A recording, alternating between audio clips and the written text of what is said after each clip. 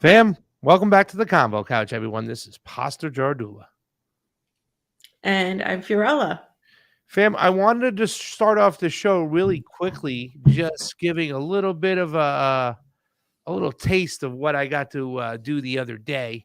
Guys, check it out. If you don't know, I was on Crosstalk and I play a really quick clip, and then we'll bring us on in.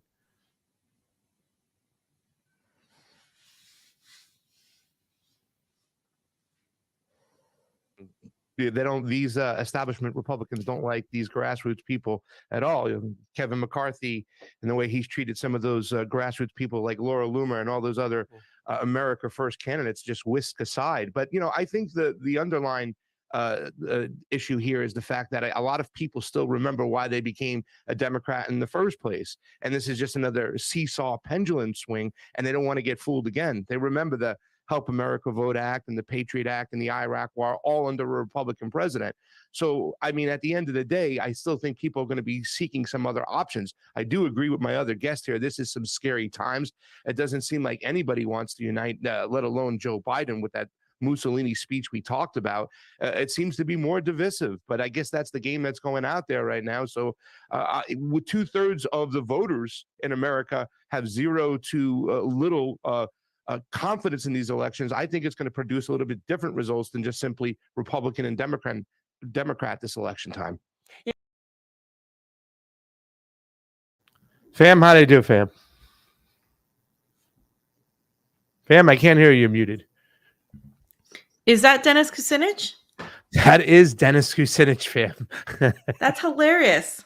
Good job. Well, I say it's hilarious because I remember you used to admire him a lot when we began the show. So I did. Hilarious. You're on the same panel as him, but things have changed. Favorite show, one of my all-time favorite candidates. But yeah, he even said on the show that Joe Biden's a good guy. He's a nice guy. His handlers are bad, and I had to bite my tongue. Along with his attitude towards Russiagate, Dennis Kucinich is proving again, fam, once again. I think it's time for the older generation to just step aside. Bernie Sanders been at it too long. Dennis Kucinich been at it too long. Time to move aside. Not that it's the young ones that are coming in. Not that the fraud squad's any better, but yeah. Anyways, favorite show. Used to be one of my favorite candidates. I was going to get to the second time that I said something like the very next time I had a chance to speak, because the woman on the show was a Republican strategist, and she had talked about how like the Democrats have different types of voters now. And I said, no, unfortunately, the progressives that are left behind within the Democratic Party are in lockstep with the Democratic Party, the establishment wing. In fact, our revolution, which we know, a good friend of ours used to be, started the Water OC and had all that thing going on. They used to be about a Bernie Sanders group that was started to raise money and raise attention to grassroots candidates that were set to take on the establishment. Well, this time around, look at all their endorsements. Our revolution endorsements from Orange County: Maxine Waters, Ted Lieu, Jimmy Cardenas. I mean, hello, they are now one. There is no civil war going on in the Democratic Party anymore. It is done. And anybody left behind is just the people at the end of the day that will capitulate. It's the ones we knew about that are the ones in leadership positions that we were kind of jockeying with when we were going into Operation Change the DNC. I got to say this much. Republicans, when it comes to their America First thing, a lot more. I still think they're going to fail at the end of the day. The grassroots Republicans are hated by the establishment ones, just like I presented out that, like, some of those grassroots candidates within the Republican Party, the America First ones, the establishment Republicans zap them in the ass during their primaries. So they even understand that this is going to be a task too hard. But fam, they got a lot more leeway in their movement. The Tea Party, for crying out loud, got seats and got their president. And if this is not all theater anyways, but I mean, a lot more push over there on that side than anything on the Democratic side whatsoever. The Democratic grassroots progressive movement is dead. Mm-hmm. It's just completely co-opted. It's just the Democratic Party. Yeah. Just like the entire squad are just Democrats. And we said this joke a long time ago, right? We said the Justice Democrats are just Democrats. Like this is what they, I mean, that's it. There's no separation. If you're voting for nuclear war and for funding fascists in Ukraine, to me, I don't really care what you call yourself. your vote speaks for itself, and your vote, right? Like whatever that means at this point, because we see the reality going on is much more than AOC is going around focused on Elon Musk and having this Twitter war with her little video, and literally people are starving. Like things are really bad in the States, and she's just making it about herself, but that's her job.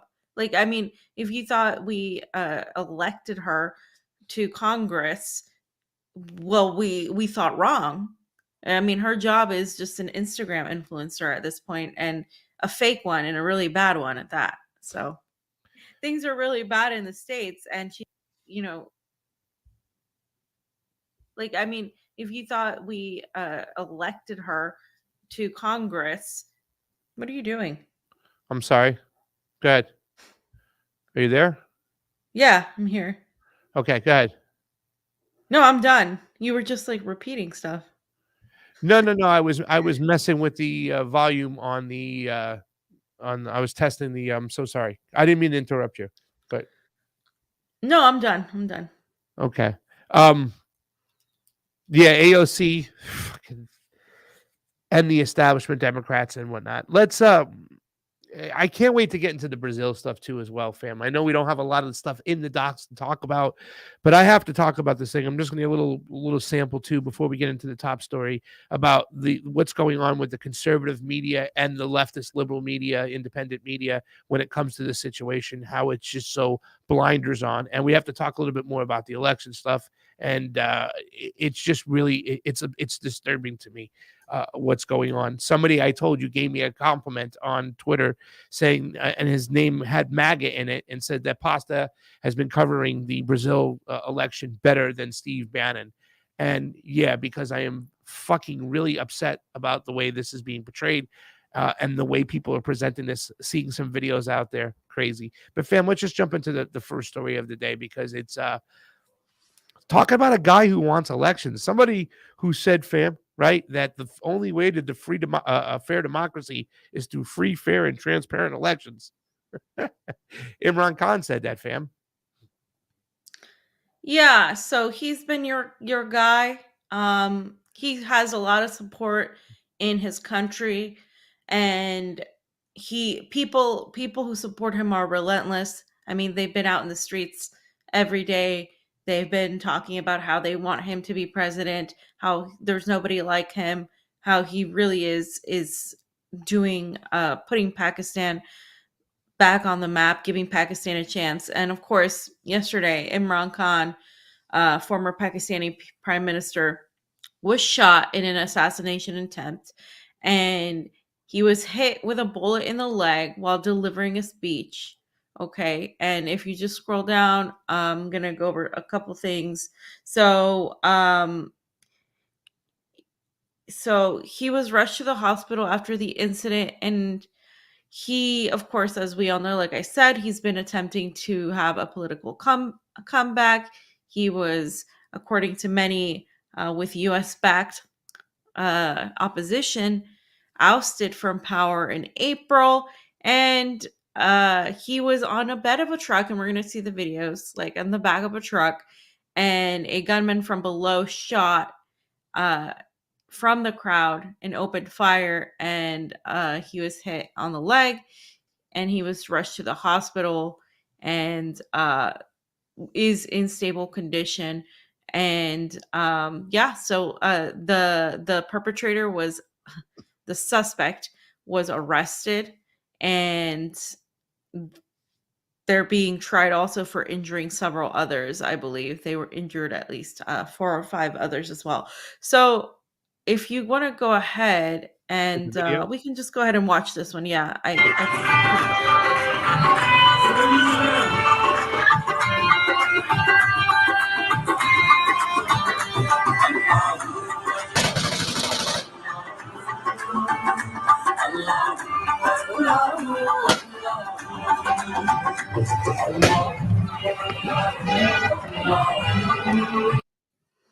okay. So it's kind of hard to see in that video, but that's pretty much like the video of the situation happening. So did you have the other video, fam? There was another video with the dude it's grabbing in the my dog. Yeah. yeah, it's in the folder. All right. So there's several videos. Sure.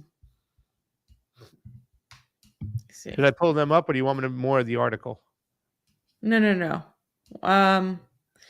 This one, yeah, the first one that says under after.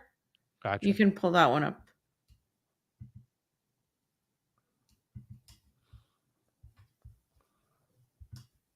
This here?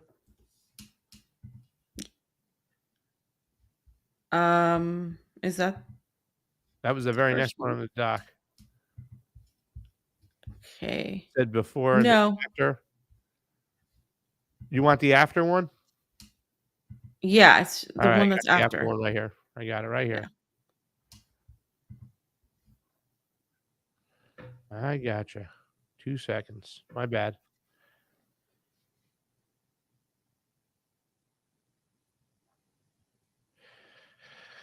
Guys, do us a favor, hit the like button, hit the share button, fam. You want the video, or do you want me to scroll down and read the No, tweet? just all right. Just play the video. Yeah, it's fine. Gotcha.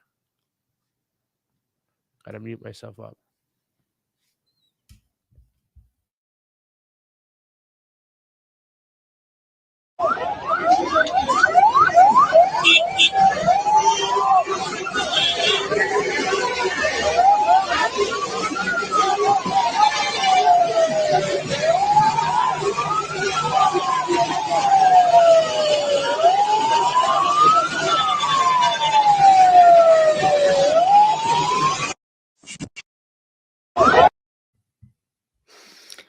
Okay, and you can see that that was the guy. But if you want to go ahead and show the very first video so people have an idea of how many people were there, because there were a lot of people there. And they were pretty much just in support of Imran Khan. This one right here, the Gotcha. before video. No doubt.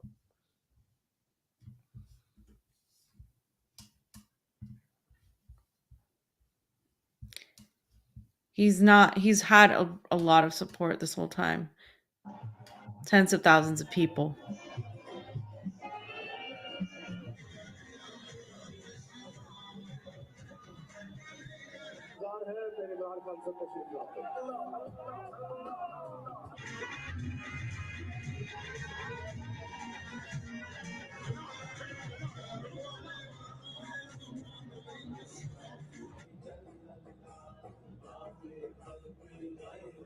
Arshad शरीफ को मुड़ छोड़ना पड़ा और कत्ल किया, शहीद किया उसको, क्योंकि वो हक और सच में खड़ा था। ये गुलामों कौमों में होता है, आजाद कौमों में ये नहीं होता।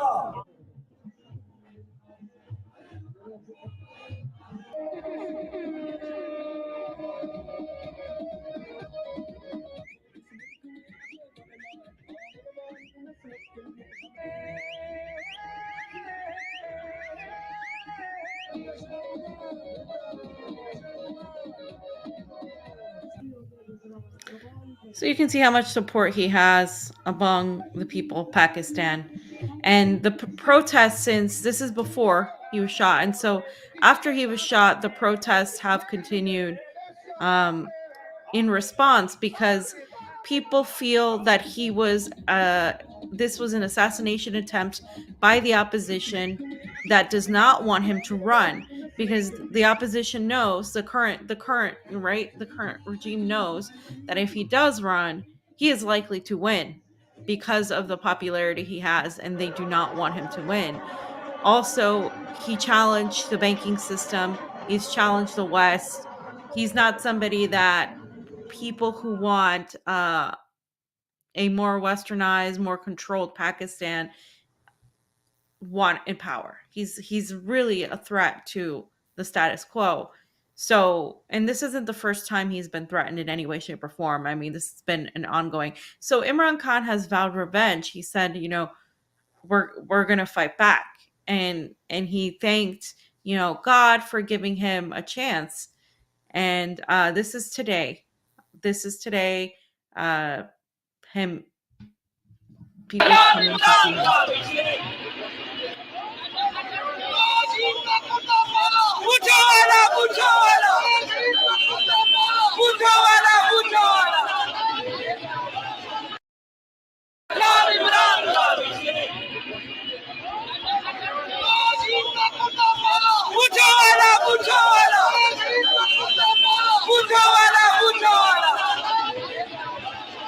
So he's also, like I said, he's been calling on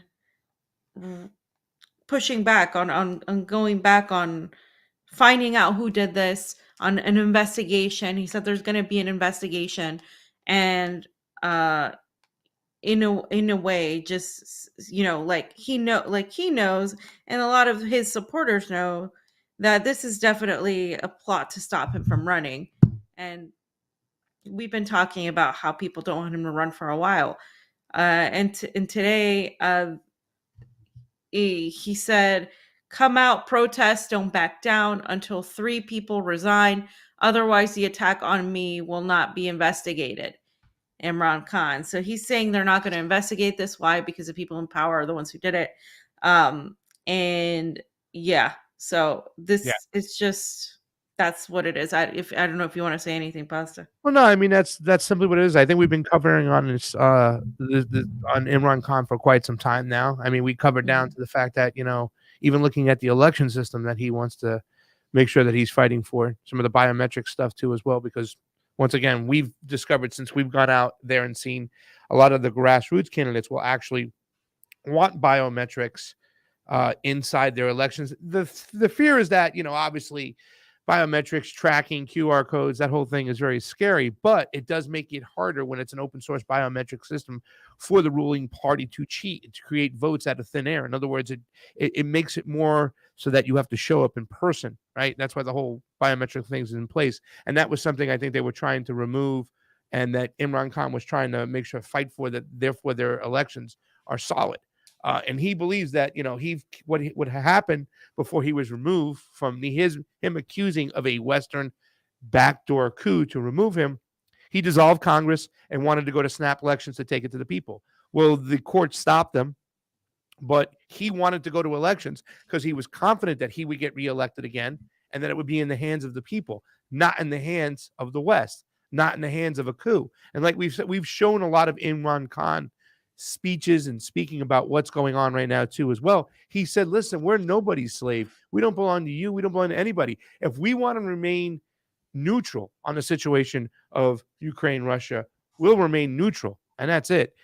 The West, since they could not control him, and obviously using the excuses, and the last straw being him going to speak to Putin the day of the military action, that was it for them. And they've had him removed. And since then, he's been taken to the streets, trying to get them to force elections right away. But if not, knowing election is coming around the corner next year, I don't think that's an election that's on the combo couches map, guys. Sorry, with people getting shot in the street, I don't think that's the best place for us to go cover an election. But there is an election next year in Pakistan, no matter what.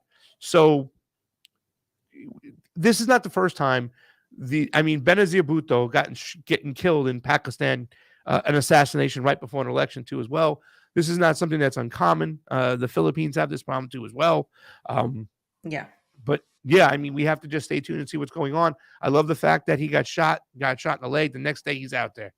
That's what happens, man, when an athlete runs for president. You had to throw that in there. I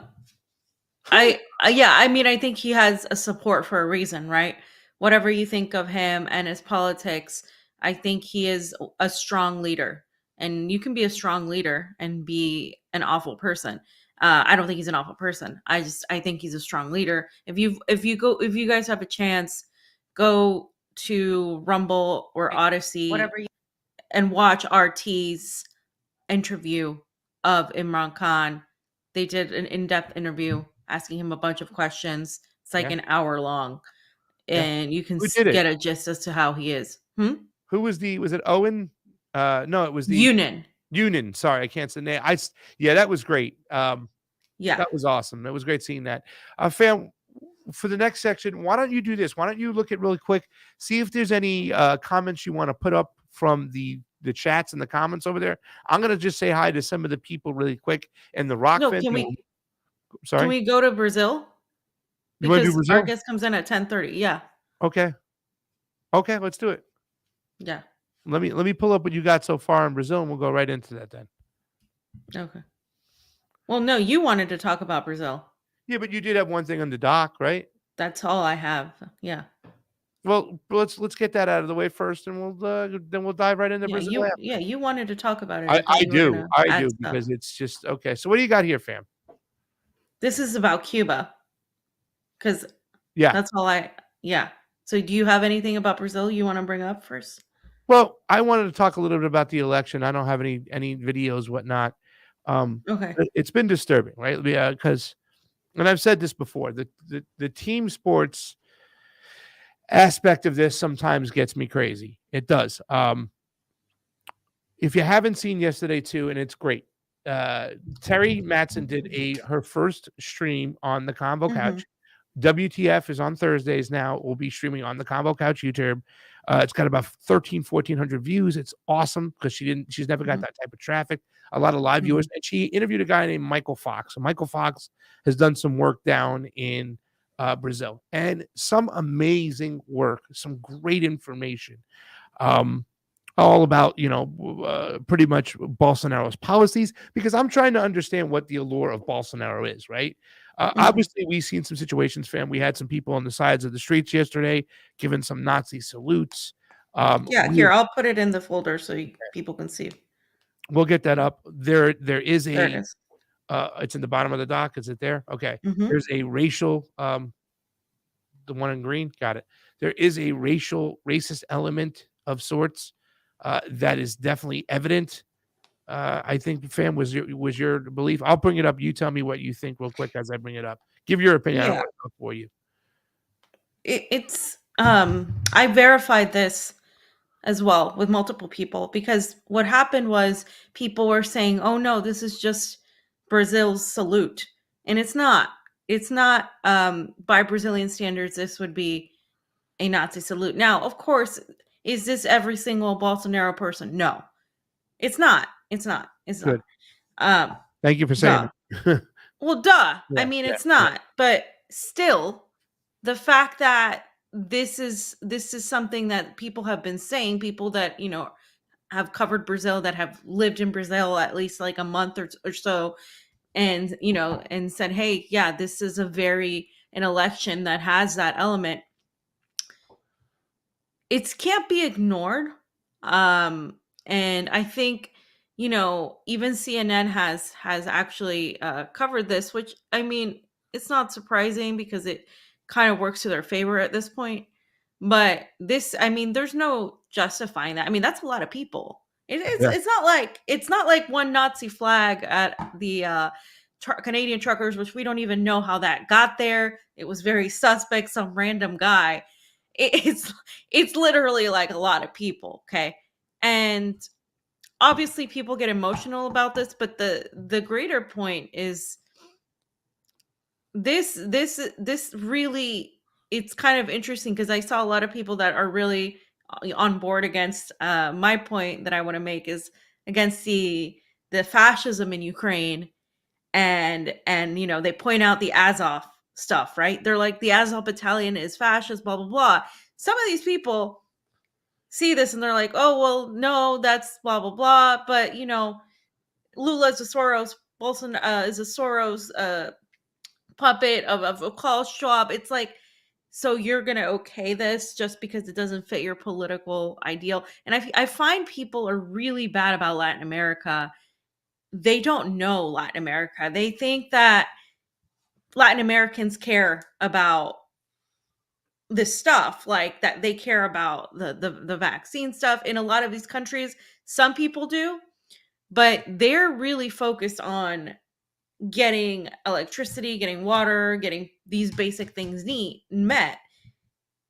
People in countries like the United States and other countries, you're not as focused on that as much. And so I think it's hard for them when you haven't been to the country to understand that.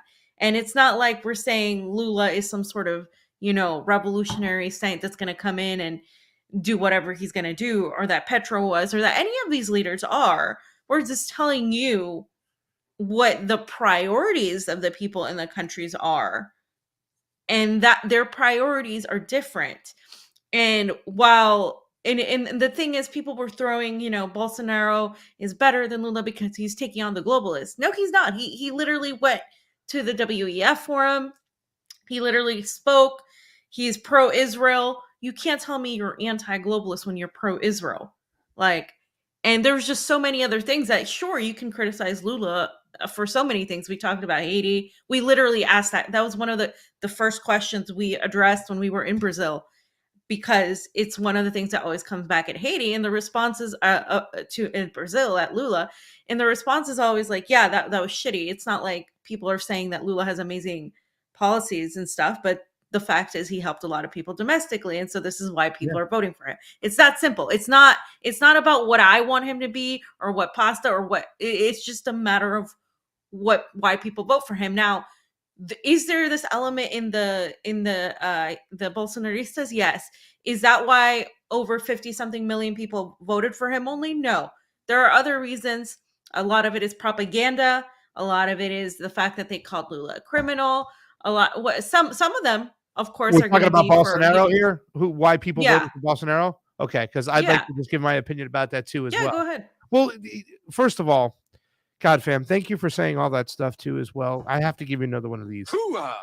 Because you just hit it on the nose. Because a lot of people, somebody said to me the other day, man, wow, you and fam are like really on the same page when it comes to like a lot of this stuff in Latin America and stuff. I said, yeah. I said, but it's not because we're just, the same type of thinking and whatnot. It's when we actually go there and you speak to people and you see what goes on, you get a different perspective. You get a different picture. Even as a gringo who doesn't speak enough of the language, well, fam, I can speak some of the language, but who doesn't speak enough of the language, there's so much you can pick up and you can go, oh, I can see what's going on. And when you say this is not about because Clint Russell was on the morning show yesterday, he goes, Pasta, you probably wanted Lula and whatnot. I'm like, well, no. I wanted the Brazilian people to pick no matter what.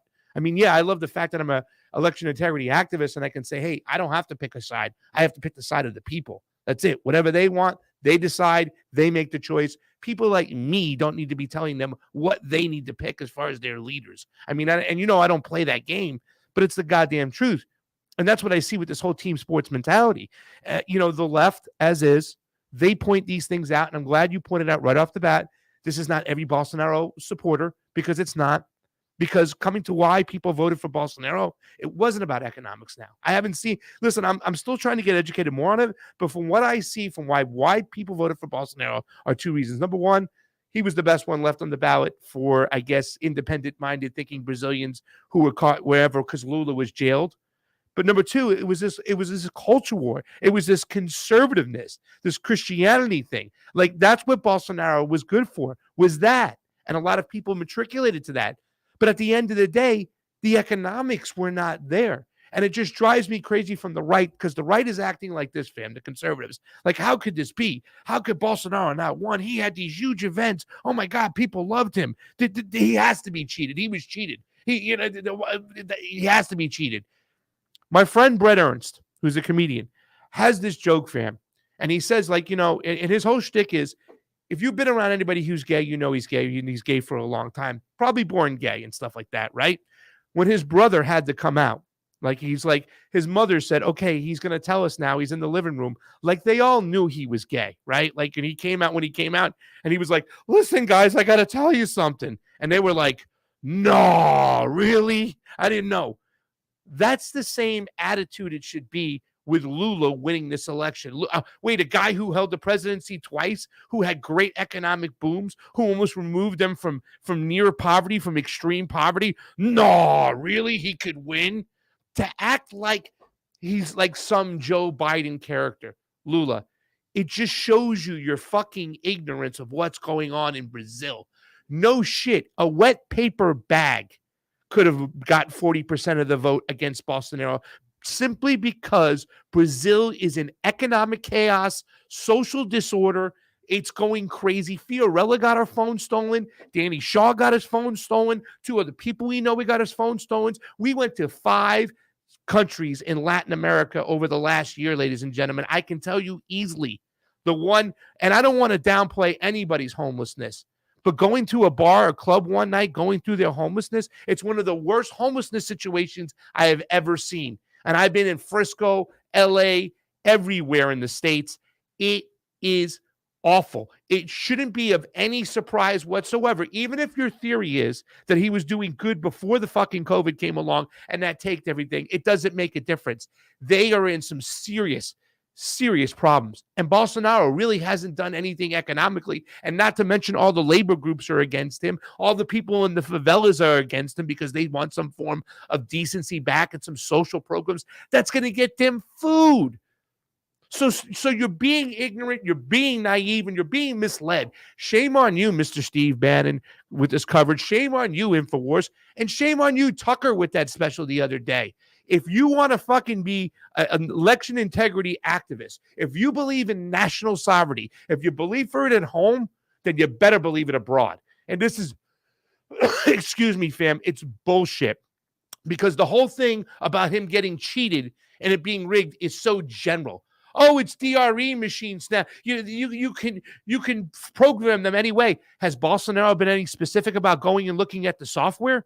Has he complained about the system up until now? Not that he just won his presidency election against, but he won his elections in Congress with the system before and so many times. Okay, so the way you guys are presenting this, you're falling into the trap. Right now, the left media, I'm telling you right now, you better start talking about the issues with Lula that are there.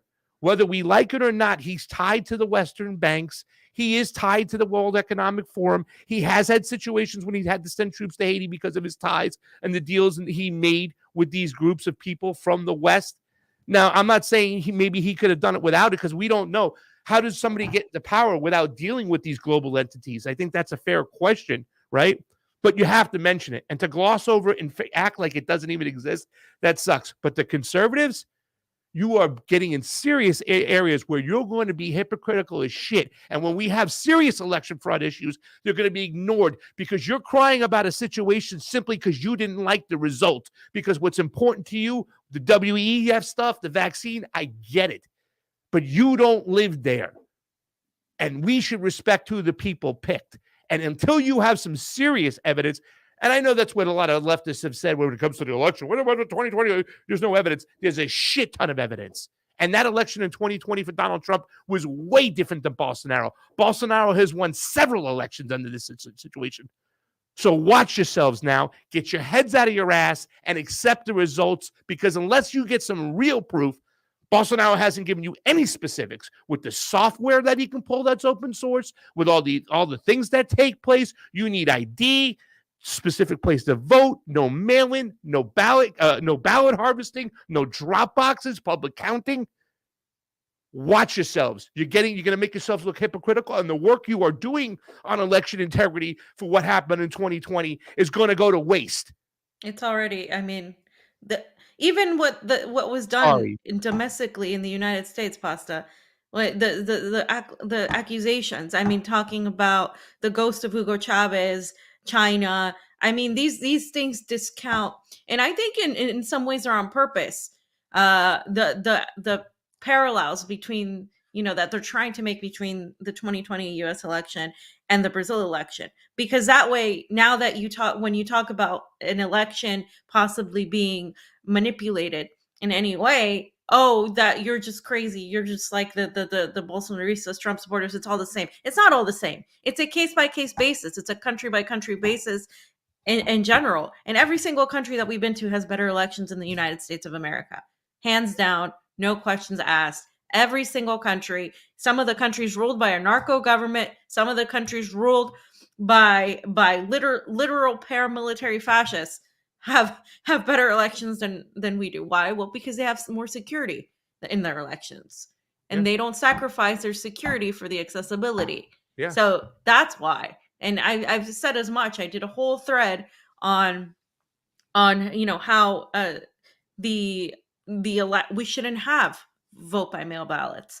How this is it's ridiculous. How people laugh in our face when we literally ask if they have vote by mail, like in every country, because we ask that. Pasta makes sure that he asks that. He makes sure that he has like at least an hour of questions to everyone's, because nobody else pays attention to this stuff as much as we do. Well, they should. Pasta's particularly passionate about it.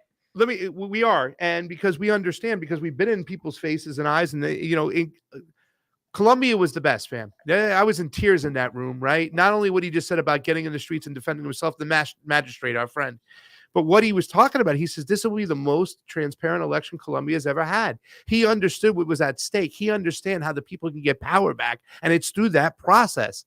And, you know, guys, WTF on the Convo Couch YouTube. We'll put the link up of it after. Terry did an amazing job. And that's the thing, like seeing first of all, getting to go to these countries with these social justice warriors of sorts in Latin America, real justice warriors, really highlighting the socioeconomic problems, the military intervention problems. They're amazing about that stuff. But to see to us kind of like interject the process of elections and some people starting to pick up on it, you know, I think that, you know, Terry and Wyatt and stuff, the work we're kind of doing. Terry asked a question yesterday when she was talking to Michael Fox, right? About like the whole, well, Bolsonaro wanted this system again. I was like, yes, this is an awesome question. And Mike went into it, you know what I'm saying, Mike Fox. But Mike Fox could have talked about a little bit more about, well, you know, he says there's no specifics. He could have said, this is an open source system, ladies and gentlemen.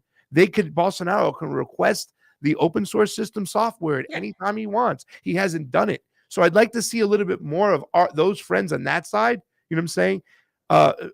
Get a little bit more into the process, because the process, if you fix the process, then you keep control of the country. You keep control of the people. That's the way to freedom, is through this process. At least I believe so. Yeah, I mean, in a country that has that ability. And that's another thing. It's like, well, this is where the idiot Democrats come in, and they're like, well, we can vote out fascism. Oh, excuse me, not just the idiot Democrats, but the Communist Party, the CCP, not the CCP, the Communist Party USA, communists in name only, literally urging people to vote for Joe Biden the last few years, right? And doing it again now to vote out fascism. You can't vote out fascism in a country where it's too far gone because you don't have fair elections. You can't use that mechanism in the United States because your elections aren't valid, they're controlled.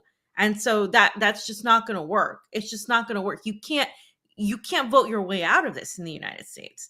In Latin America, first of all, they also have movements like the MST. They have parallel structures that force the government to do things. People know how to organize there, okay, on the right and on the left. And the social movements, knowing that Lula is milquetoast by comparison to what they want, decided to support him because they said, this is really bad. They're literally killing people in the Amazon. There's mercenaries committing crimes. Yeah. And killing these people. Like, this is no joke. And so they're like, yeah, we need to do something about this. All of our land is being privatized. So, you know, the same thing is happening in the United States, that in terms of the land being privatized, in terms of inflation, in terms of 10 cities. But the difference is, in the United States, instead of organizing for that and forcing the government, you have people like the Squad and idiots that are still talking about a red-brown alliance, and you have people like literally focused on social issues without any economic backing. So it's not, it doesn't get you anywhere. And this whole thought process, really quickly before we bring our guest in, this thought process that, oh, well, you know, the ends justify the means. Lula, you know, with this, the vaccines are coming in. Here come the QR codes. Here comes the WEF. I get it. I understand that. But you can never, ever say the ends justify the means, because those are the same mechanisms they use to cheat you with it. Oh, we can't let fascism get in here. We got to make sure that we can stop Trump from getting in, so we can do whatever we want to not get him in because it's okay. You can never do that. Right. At the end of the day, you live here in the United States. I get how you think that it's something very serious, but we have to let the people of Brazil decide, and that's just the way it goes. So let's off. Enough is that. That's Before we bring in Dan, I just want to show everyone real quick Cuba. So Cuba is under a blockade, massive sanctions, and more than ever before, 185 people voted against this blockade, voted to end this blockade. This is a big deal. A few years ago, it used to be like two countries. Okay, so more than ever before, 185 nations around the world have called on the U.S. to end its embargo of Cuba. Yet only the U.S. and Israel voted against a resolution, while Ukraine and Brazil abstained. And Brazil is still, of course, under Bolsonaro's government, which is very pro-Israel. You saw his wife go wear her T-shirt. So, I mean, this is what's going on, you guys. This is real. It's good. This is great that people are finally responding. And I think we're going to see some changes from here on out, if we don't blow the entire world up first. So, yeah, I get you. So listen, some people, fam, they might call him Kovalik. Some people call him Kovalik. We call him Dan. He's our man. We met him in Nicaragua. He's finally out there in Russia where he wanted to be, joining us today. Dan Kovalik is here with us today. How you doing, my friend? Good, Pasta. Thanks for having me. Good to see you. Good to see you, Fiorella. Good to be here in Moscow. Yeah, I'm in the motherland. It's great. You are. I saw Dan the other night, and I'll have to share a picture later. But you guys are one of our friends. Damn. Yes. I'm jealous. I know, now, man. I know. I'm jelly. So I said that Dan was reminding me of Marx. He just has to grow the beard a little bit longer, and he could have been Marx for Halloween. There you go. Well, we had Lenin. We had Lenin. Yes. So you did have our guy. We had a guy, friend named Michael, who looks exactly like Lenin. Oh, yeah. Yeah. So I took a picture with Marx and Lenin. So I thought that was cool. So, fam, do you want to play this video really quick on Putin and then dive into the whole situation, or do you got something for Dan right after? All right, let's do that. No, let's play the video, and then we'll start with what Dan thinks. So this is a video of Putin and how he feels about the West's intentions. Their goal is to tear Russia apart. And today, the situation is the same. They send mercenaries there. They supply it with the arms, and they are merciless towards its citizens. They pursue their own political goals that have nothing to do with the interests of the Ukrainian people. And these actions are ongoing to destroy, to dismantle Russia. And that is the root cause of what's happening in Ukraine. We will never let them do it. Their goal is to tear Russia apart. And today, the situation is the same. They send mercenaries there.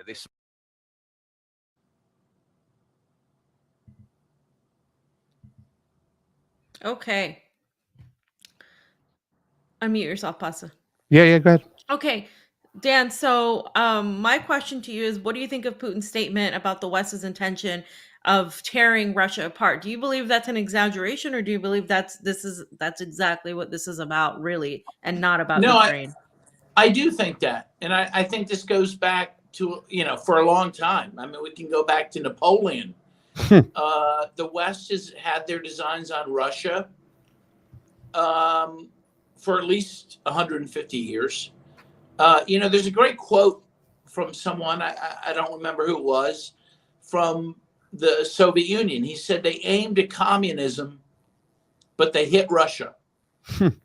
He said they claimed they were trying to, destroy communism, and the Soviets thought, oh, wow, hey, we're not communist anymore, so you're going to let us enter the West, and we're all going to be friends. And that was the expectation, and it never happened. There was a little bit of a honeymoon period with Yeltsin because he allowed the country to be raped by the West. He allowed them to pillage and take all their factories and resources. 2 million Russians died after the collapse of the Soviet Union, due to the economic, dislocation, which benefited many Western interests. So they were happy with that for a little bit. But, as soon as Putin came in, first of all, they liked Putin at first because he was Yeltsin's guy. Yeltsin picked him, But then as soon as Putin was, frankly, got the bear back on his feet, the U.S. balked and said, oh, well, that's not what we want. They want Russia dead. And so what Putin is saying is true. And, look at the reaction that happened. First of all, the U.S. has invaded Iraq, Afghanistan, Serbia, Libya, right? What was the reaction of the East to that? Nothing, right? Did they sanction us or say you can't send your sports teams to international competitions? You can't send American, piano players to competitions? Of course not. But, Russia invades Ukraine after 8 years of provocations. We can get into that a little more, but and immediately the U.S. is ready to totally cut Russia off from the West, right? There are no direct flights from the United States or Western Europe into Russia for the first time in memory. This didn't even happen during the times of the Soviet Union. And again, they banned sports teams, Russian sports teams and players from international competitions, and piano players and other, symphonic players from just playing in Western theaters. And the Russians quickly realized, oh my gosh, Putin, what you've been saying is true. We didn't believe you. We thought you were, exaggerating. They hate us. They hate the Russians, not just the communists or the Soviets. They hate the Russians, and they want to destroy us. And yeah, that's what's happening, and let's be truthful.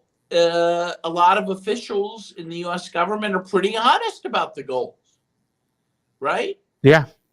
The Secretary of Defense, Lloyd Austin, has said we need to continue this war in Ukraine to weaken Russia. Numerous officials are very clear. They don't want to stop at the border of Ukraine and Russia. They want to go into Moscow and overthrow the government. So no, Putin's right. He's not exaggerating. He's right on the mark. And the people cannot feel sympathy and empathy for that.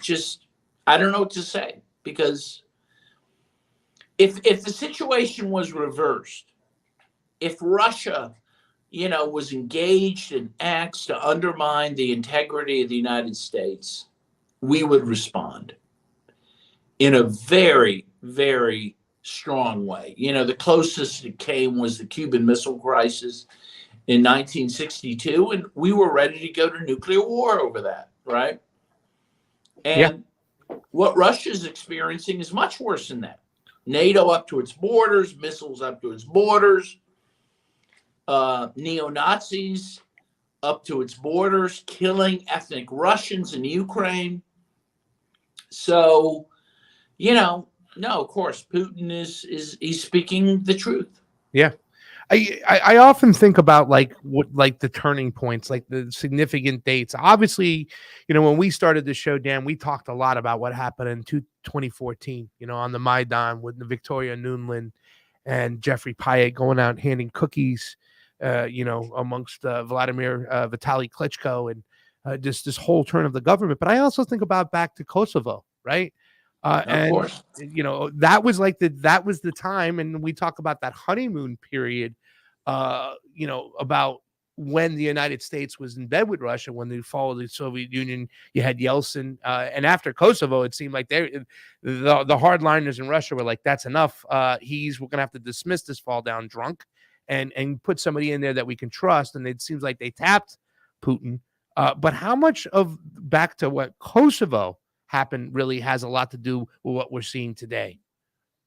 Yeah, well, I think it took a while for all this to sink in to the Russians. Yes, of course, what happened in the former Yugoslavia, where the Western powers, first of all, ginned up ethnic tensions to break apart Yugoslavia, and then the U.S. interfered in two peace agreements, that could have prevented all of the inter-ethnic violence that was happening. The Lisbon Agreement, I think in 1992, right? That was early on. And that was going to be signed. And the U.S. intervened and told, I think it was Bosnia, don't sign it. And then the ethnic tensions, continued to grow, and the violence continued to grow. And then there was another agreement, the Rambouillet Agreement, I believe it was called. And the U.S. put some poison pills in there to make sure that Milosevic of Serbia would not agree to it. One of those was that he would have to agree. He would agree to everything in there, except one, that NATO could occupy Serbia. I mean, what self-respecting country would agree to such a thing? And two, that he would allow Kosovo to have a referendum to secede from Serbia. And they knew he would not agree to that, and he didn't. And NATO proceeded with 78 days of bombing of Serbia, mostly civilian targets, right? And as you say, so the Western powers supported the independence of Kosovo from Serbia, even though they didn't even have a referendum at that point. And now they're balking at the fact that these 4 republics in Ukraine have had referendums and decided to go with Russia. I mean, the hypocrisy is incredible. But the point I think you're trying to make is that Russia saw at its doorsteps NATO bombing a very close ally in Serbia for 78 days. And I think that was a moment that Russia said, wow, the West they're coming for us, right? They're coming for the Slavs. Yeah. Right. And I'm a Slav, by the way. I'm Slovak. I'm a Slav. I can say that, right? Gotcha. And there were a few other incidents. So that was a big one. But then Putin, being the guy he was, he played ball after 9/11. Putin was the first world leader to call George W. Bush, offer condolences, and say he would help in the war on terror. He did help, particularly in Afghanistan, where Russia had assets, right? Mm-hmm. Bush at one point said he looked into, Putin's eyes and saw his soul and said they were friends. So what ruined that? What ruined that friendship? Well, Putin would not go along with the invasion of Iraq in 2003. He would not agree with that in the Security Council, and Bush went ahead with it anyway. But at that point, Bush turned his back on Putin. Yeah, he did help on the war on terror, but he wouldn't help destroy Iraq, right? Yeah. So that was a big moment. Another big moment was in 2011 with the NATO bombing of Libya. China and Russia abstained from resolutions which called for a no-fly zone, a NATO no-fly zone over Libya, and also a resolution which said that NATO would, protect civilians in Libya, all civilians, all sides, right?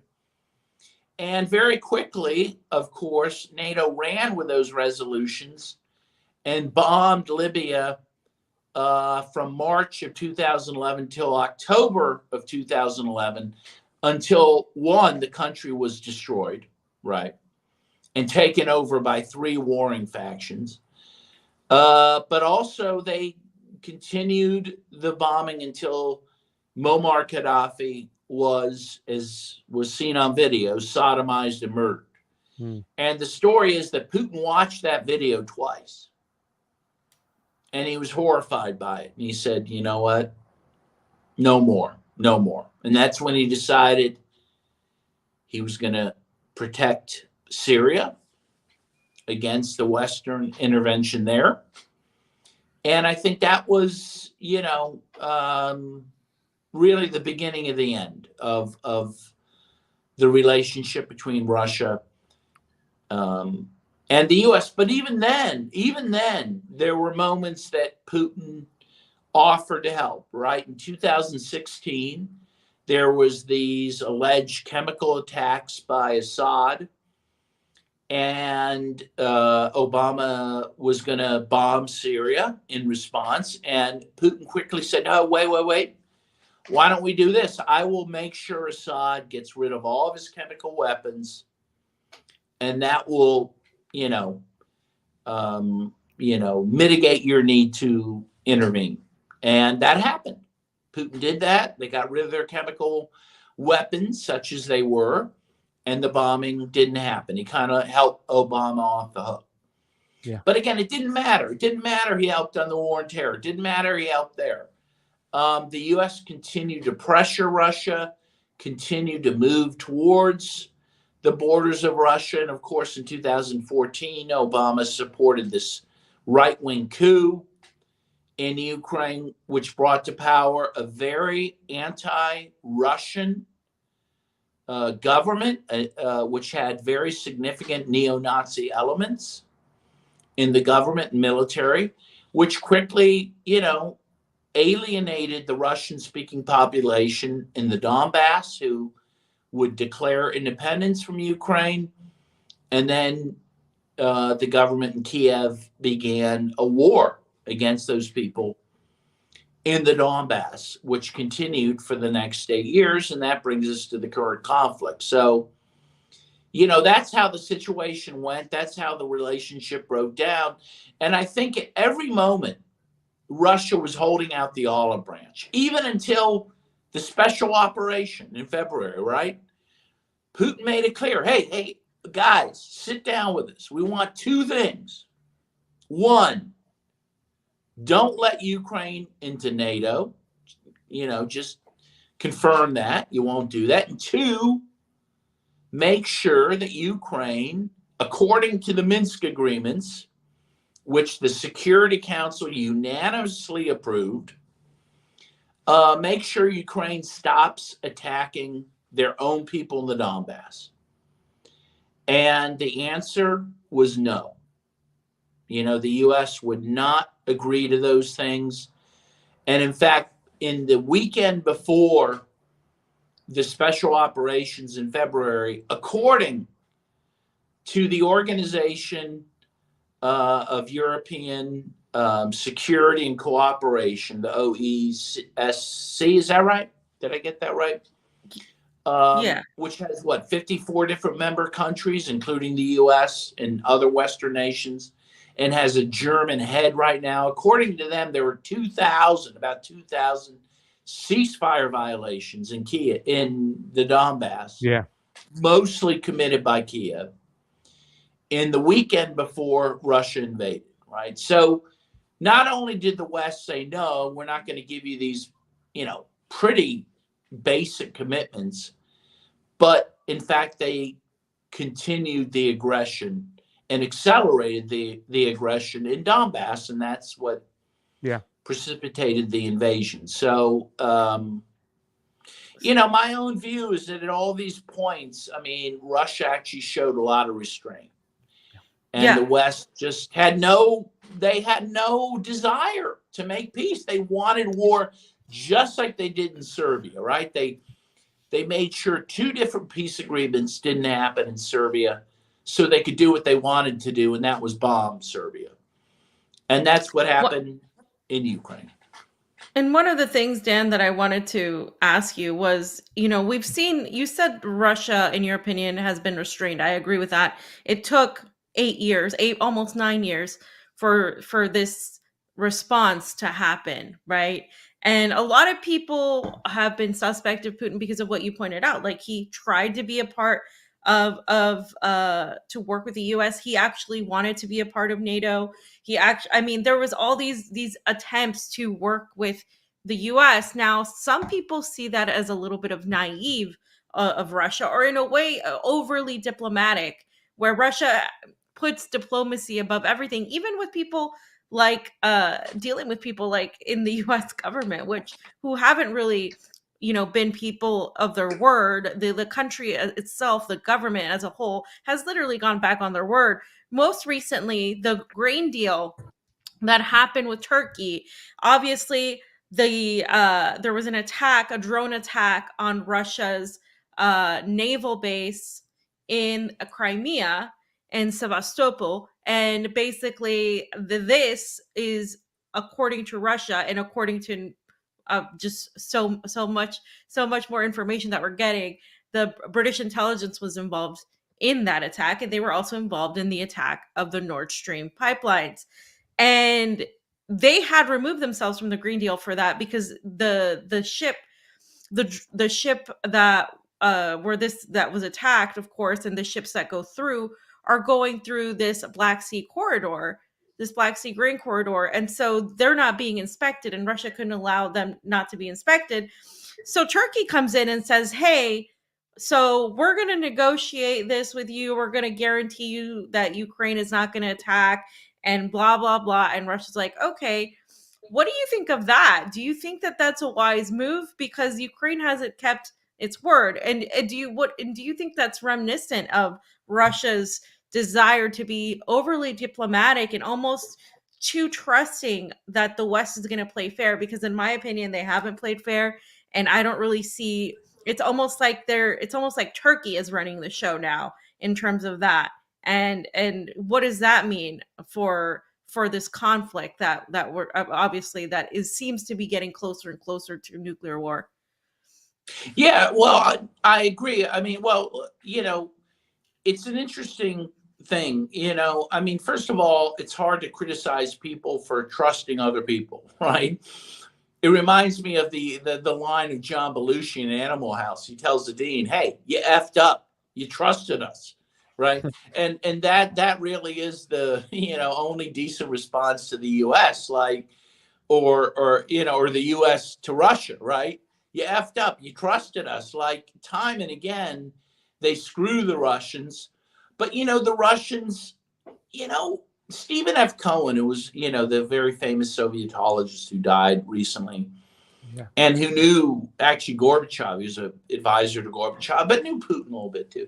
He said Putin was just hurt, absolutely hurt, that the U.S. just lied to his face and would not admit Russia into the West. I mean, the Russians didn't get it. They really didn't get it, because for so long the West was saying, hey, just give up communism, give all that, and we'll give you blue jeans, and we'll give you rock and roll, and you'll be part of the West. And it never happened. It's hard to blame Putin for that, for wanting to trust. But yeah, I mean, when the special operation finally happened, you heard Putin and Lavrov, Sergei Lavrov, the foreign minister, say, the West lies.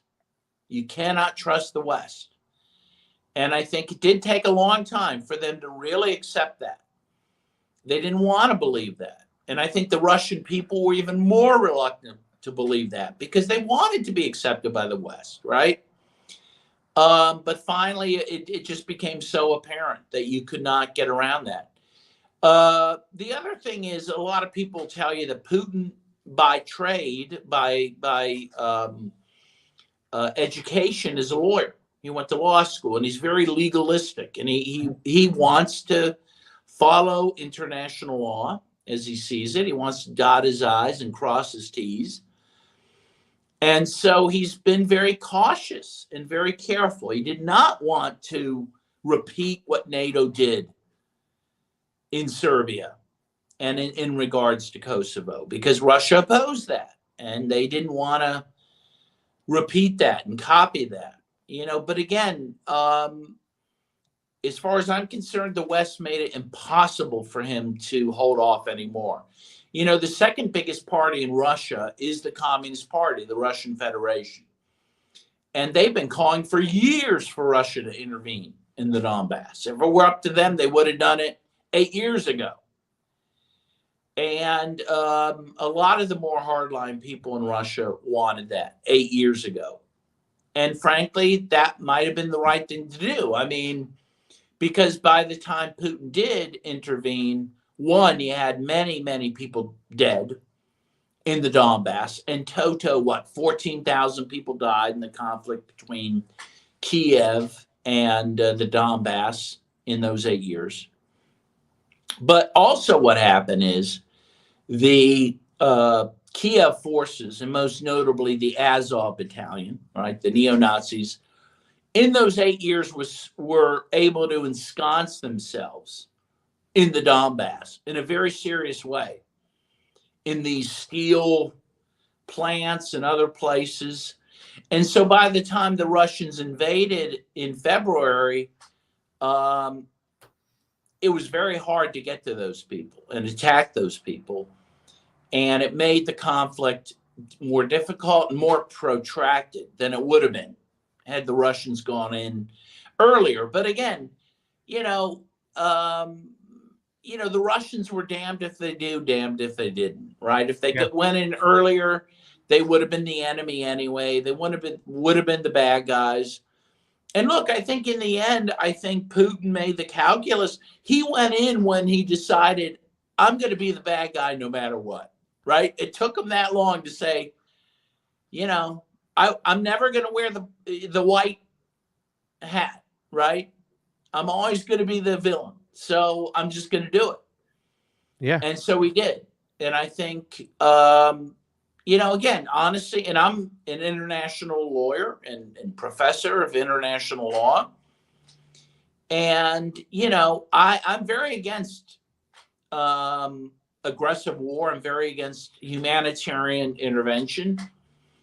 But having said that, it's very hard for me to see anything but the fact that Russia was forced to do what it would have done.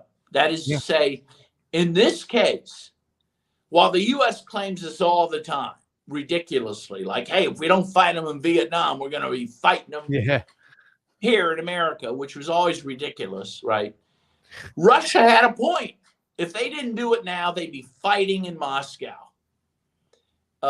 these forces. And I believe that. I believe that in my heart and in my mind. And I think that that's why they did what they did. And again, if there's any criticism Russians have, is that that Russia didn't do it soon enough. And honestly, they didn't do it forcefully enough when they did go in, right? They went in with a very small force. Mm-hmm. As they say, the rule of thumb is if you want to invade a country, you need a force of 3-1 against their military. Instead, the Russians who were invading were,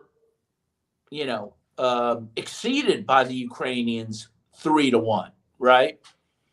And they did that because they did not want to hurt their fellow Slavic brothers and sisters. They see these as their family. The Ukrainians were part of the Soviet Union up till 1991. And so they went in, not hot. They went in cold. And that's why they've now been there for, 9 months or whatever it is. And if the Russian people are upset, it's because of that. They thought they should have gone in earlier, much more heavy. Yeah, earlier. So, and by the way, the West, even in the New York Times, has expressed the shock that they didn't go in heavier, right? The West goes in hot with these shock and awe policies in Iraq, for example. They don't leave it to chance. They go in with a superior, overwhelming force, and by the way, they borrowed that from a country known as Nazi Germany. They called it blitzkrieg. The U.S. calls it shock and awe. But, Russia didn't want to do that. So we are where we are now. I think that, the whole thought process of keeping like some of the infrastructure together, some of that's out the window now, especially after that Crimean bridge attack. I think that's when the gloves completely came off. Like, okay, here we go. Let's knock out some of the infrastructure. But I want to stay focused on a second, Dan, because you said something important that, we've been dealing with for quite some time. A lot of people accuse me and Fee of being pro-Russia because we say that what Putin did was somewhat justified, right? That he should have maybe done it sooner. I often think about American foreign policy, and I look at this book over here by Brzezinski. Like, that's when it seemed to me that a lot of the policy of just completely engineering these wars from the Western point of view. I mean, all these conflicts seem to be engineered by the West. And I'm not so sure when people say, well, Putin's doing this because he wants to have some form of expanding the old Soviet Union. I've never seen any proof of that, No. whatsoever when it comes to Putin. And furthermore, can you also, with these actions, the other day, Nebojsa said on Crosstalk, he says, it used to be that Germans, if they wanted to freeze, they'd have to go to Stalingrad. But now with these sanctions and them kicking themselves in the ass, they could just do that there at home. Could you talk a little bit too as well as what Europe has to look forward to, or I don't want to say look forward to, but what's coming, being winter, that is? Yeah, well, that's maybe the most bizarre part of this story, right? Yeah. That this is maybe as much a war against Germany as it is against Russia, right? A lot of people don't realize that Europe and Germany in particular they were able to reindustrialize after World War II due to cheap Soviet natural gas. So Europe has been depending on Russian natural gas for decades, even when they were the Soviet Union. And all of a sudden, the U.S. comes along and says, oh, we don't want you to use that natural gas anymore. That natural gas that allowed you to industrialize. And okay, and I guess I understand the U.S. would take that position because they're a capitalist country and they see every other country as a competitor, even their so-called friends, right? Mm-hmm. In fact, Kissinger said once, he said, hey, to be an enemy of the U.S. is dangerous. To be a friend is fatal. Yeah. Right? But what's surprising is that Germany and other countries went along with the U.S. and literally cut off their own supply of energy, which was fueling their industries and keeping their people warm. And now Germany is deindustrializing. And their people and many people in Western Europe and Great Britain, they are going to either freeze this winter or they're going to go into poverty paying to keep warm. Or they're going to be cutting down trees or burning coal, foraging to keep warm, right? despite the claims of the Green Party in charge of Germany that it wanted to, break away from fossil fuels. I mean, it's absurd. And who would ever have seen this happening, right?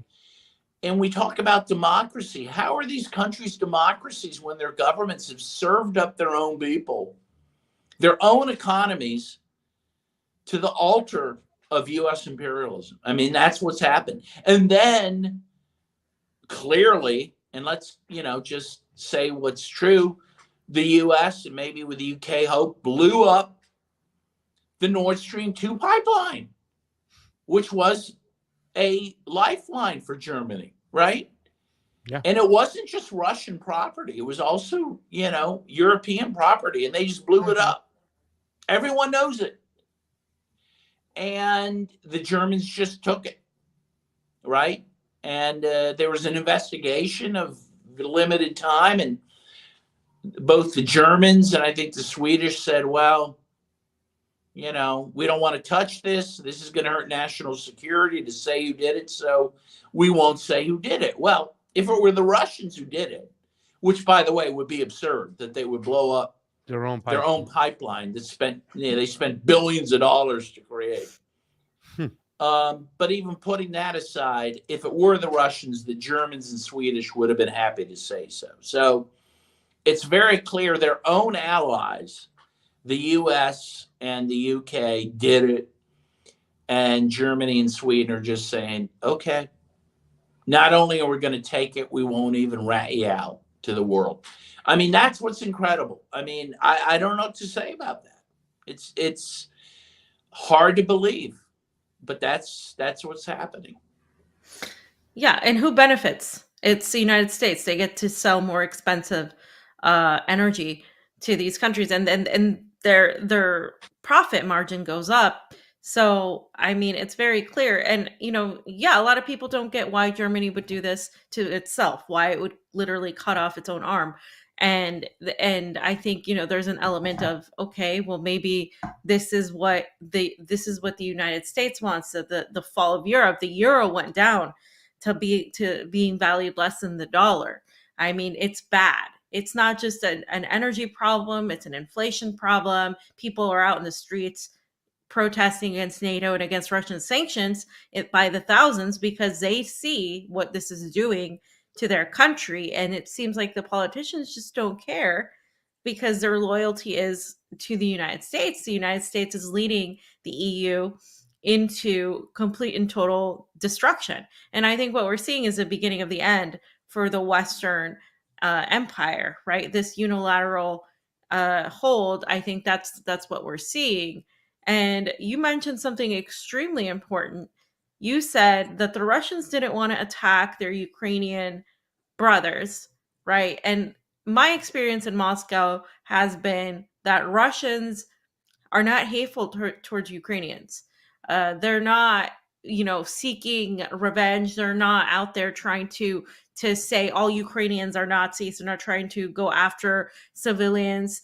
A lot of Russians didn't want any of this to happen. They have family in Ukraine. They have friends in Ukraine.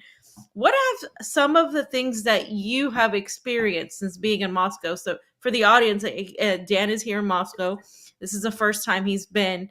What are some of the things that you were told about Russia back in the West, in the United States, right? That Russia is this way, that coming here really are completely untrue and unfounded, or completely contradictory to what is said in the West? Because right now I'm the only one that's been talking about this, and here, for the audience. But let's hear what you have experienced. Yeah, well, the one thing that jumps out at me is that the State Department, even before the special operation in February, the State Department of the U.S. on their website was openly joking that Russia had no culture, that they were a gas station posing as a country. I don't know if you remember that. I do.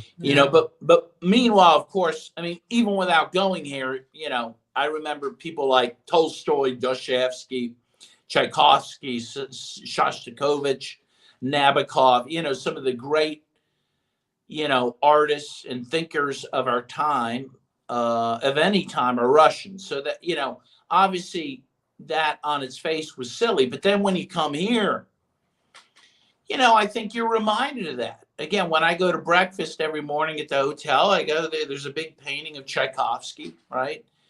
When you go down the street, there's statues of all kinds of artists and thinkers.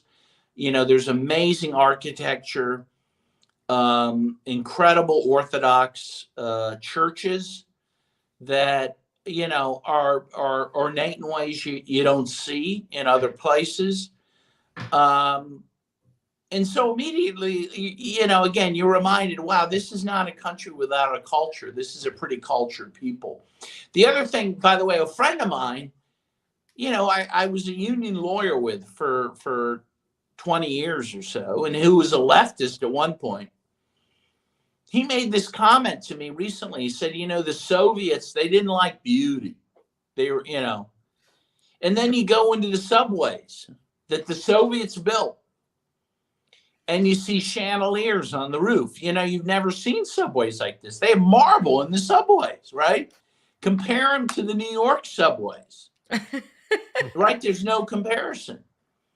Even the Seven Sisters, I can see one out my window. It's the building housing the foreign ministry, these big structures built under Stalin. Not everyone likes them, but I think they're amazing. They're like castles, right? And there's 7 of them around the city. But the city's beautiful, right? I mean, it's just a beautiful city. It's clean, much cleaner than my city of Pittsburgh, which is filthy. It has a lot of homeless people. I haven't seen any of that in Moscow. I can't swear it doesn't exist. I haven't walked every mile of Moscow, but I haven't seen it. I mean, I have to say, it feels like a very safe and clean city. And again, very cultured. with a very strong social structure. So yeah, all these things were being told about Russia, that there's some sort of Untermenschen, and that is the line. That is the line, that there's somehow this inferior people is absurd. I mean, it's racist, first of all. Yeah. But even aside from that, it's just wrong, right? Yeah. And it's hurtful. I mean, again, I respect Russia. I respected the Soviet Union. They defeated Hitler. 27 million Soviets died defeating Hitler. The Soviets were the biggest support of the anti-colonial struggle after World War II, which was very successful. They sent the first person into space.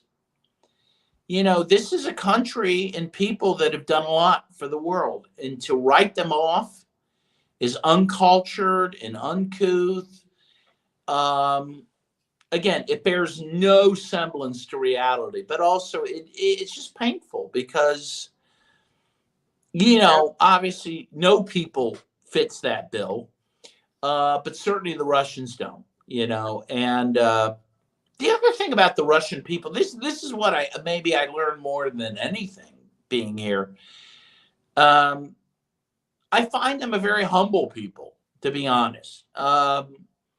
Americans tend to have a lot of bravado, a lot of self-confidence. I don't find that with the Russians. And I mentioned that to Olga. You may know Olga, Fiorella. At RT, I said, I haven't been here a long time, but I would just say, even on the plane here from Istanbul, most of the people on the plane were Russian, and they were dressed very simply. And very poorly, I would say. I mean, I would say they seem like poor people to me, working class poor people. And they don't make eye contact, and they're very humble. And what she said is, yeah, we're too humble. Yeah, that's true. What you're saying is true. That is the line on Russians, but it's true, And that's to say I don't find them aggressive in any way, right? So, yeah, I mean, I find it a very hospitable place. I mean, I'm happy to be here. I feel safe. I don't feel like I'm going to be imminently arrested like some people thought I might be. Oh, right? They're going to arrest you for, whatever. And I flew through customs coming here. I'm sure when I go back to the U.S., I won't fly through customs. I'm going to have a harder time getting back to my own country than I did into Russia. So, yeah, in many ways, it is enlightening to be here. I mean, look, it's like, the truth is, if you travel with a certain perspective, what you see is that humanity is decent for the most part everywhere. And you certainly find that here, and you certainly will find people who will help you. And there's no reason to hate these people. I mean, maybe that's the biggest thing I would say. And when you see the beauty of Moscow, again, of the ancient churches and buildings, the idea of nuking this place, which some people are, toying with, it's completely repulsive. Yeah. So there. That's my 2 cents, I suppose. Well, the other thing I did, and I posted this on social media today, and I passed it a few times, by the way, without paying any mind. And then tonight I walked by and I said, oh, what is this? So there, on Old Arbat Street, I'm in the Arbat district. There were these pictures, big pictures in the tourist area, actually, of children in black and white. And again, I just walked by them a few times. And then tonight, I actually paid them some mind because there was a family looking at them, a mom and her 2 kids. And I went up and looked, and I looked at the dates, and it's all in Russian. I thought I knew what it was, but I went up to one of the Russians, and I said, and I don't speak Russian, right? But I said, hey, do you speak a little English? She goes, a little, I said, who are these kids? He said their kids, they were killed in Donetsk before February 2022, right? So there's a memorial to all these kids killed by the Ukrainian forces out of Kiev before the special operations began in February. And, you know, again, when I took a moment of my time to think about it and look at it, I was, you know, wow, you know, the Russians don't hate these kids, these Ukrainian kids. They love them, right? And they feel terrible what happened to them. And I think in their view, they're there to liberate those people, right? I have no doubt that that's their view. And I have no doubt that there's many people in the Donbass region of Ukraine that think that's what's happening. So, yeah. You know, Dan, there's a lot of people out there who try to make this comparison of what Russia's doing almost equivalent to the United States because of history. You know what I'm saying? And when they want to make this whole kind of like, it comes almost off as virtue signaling to say that, you know, Russia shouldn't have done what they did. I said, well, how about spend a couple days down in a basement in the Donbass region as these kids were getting bombed, eating pickled vegetables by Western weapons, nonetheless, since 2014. It's really hard to make this whole kind of comparison because it's a cycle of what's history, and this is Russia expanding their territory. My last question for you is this much. You talked about, you know, Pittsburgh and whatnot. I remember you gave a nice Clemente jersey, I believe, to Daniel Ortega in Nicaragua. I missed you on the inauguration because I was sick with COVID in the States and I stayed at home. Do you think that if this eventually calms down in Ukraine, because there's no more Ukrainian army at this point. It's just NATO troops at this point coming in and mopping up and just keeping the gravy train of weapons coming through. But eventually, I think it's just going to have to run out of gas. Are you fearful that the United States might eventually just say, hey, we have to start paying attention to what's going on in our hemisphere? And right now, the Ruskies have been amping up in Nicaragua. Maybe we should start paying a little bit more attention and applying more pressure in Latin America after this is done. Are you fearful of that at all? Well, of course, and not just fearful, because it's already happening. In the last week or so, the U.S. announced regarding Nicaragua is going to put sanctions on their gold mining industry. And that is going to be very devastating to Nicaragua. That's never happened before that I know of. And they depend on that a lot. And this is like the probably fourth round of sanctions the U.S. has imposed since 2018. They've also imposed sanctions on their sugar imports. So, of course, they're turning the screws on Nicaragua. They continue to turn the screws on Venezuela. And I don't think they're going to, tolerate Lula in Brazil for very long. We know that they were involved through the so-called car wash campaign in arresting him, having him arrested in Brazil, which led to the election of Bolsonaro to begin with, right? The U.S. isn't done with Latin America. They're not done with the Middle East. They're not done with Africa. I mean, we see an empire certainly wounded and in crisis. I think it's an empire in decline, a slow decline. But, a wounded animal sometimes is the most dangerous kind. And I think it will be a dangerous time for some time. Yeah. Wow. Well, I agree with all of that, Dan. And I guess the last thing I just want to reemphasize, because Pasta brought up this point, right? Some people are saying Russia's in the comments right now. We have one person saying Russia's imperialist. Do you think Russia is imperialist? And do you see that Russia is, if the United States falls, right? If the United States empire falls, people are worried that some other one, whether it's China, whether it's Russia, whether it's whoever is going to take over. Do you see that that's likely to happen? And do you think Russia is actually an imperialist country that has expanded and invaded and is just taking up this territory?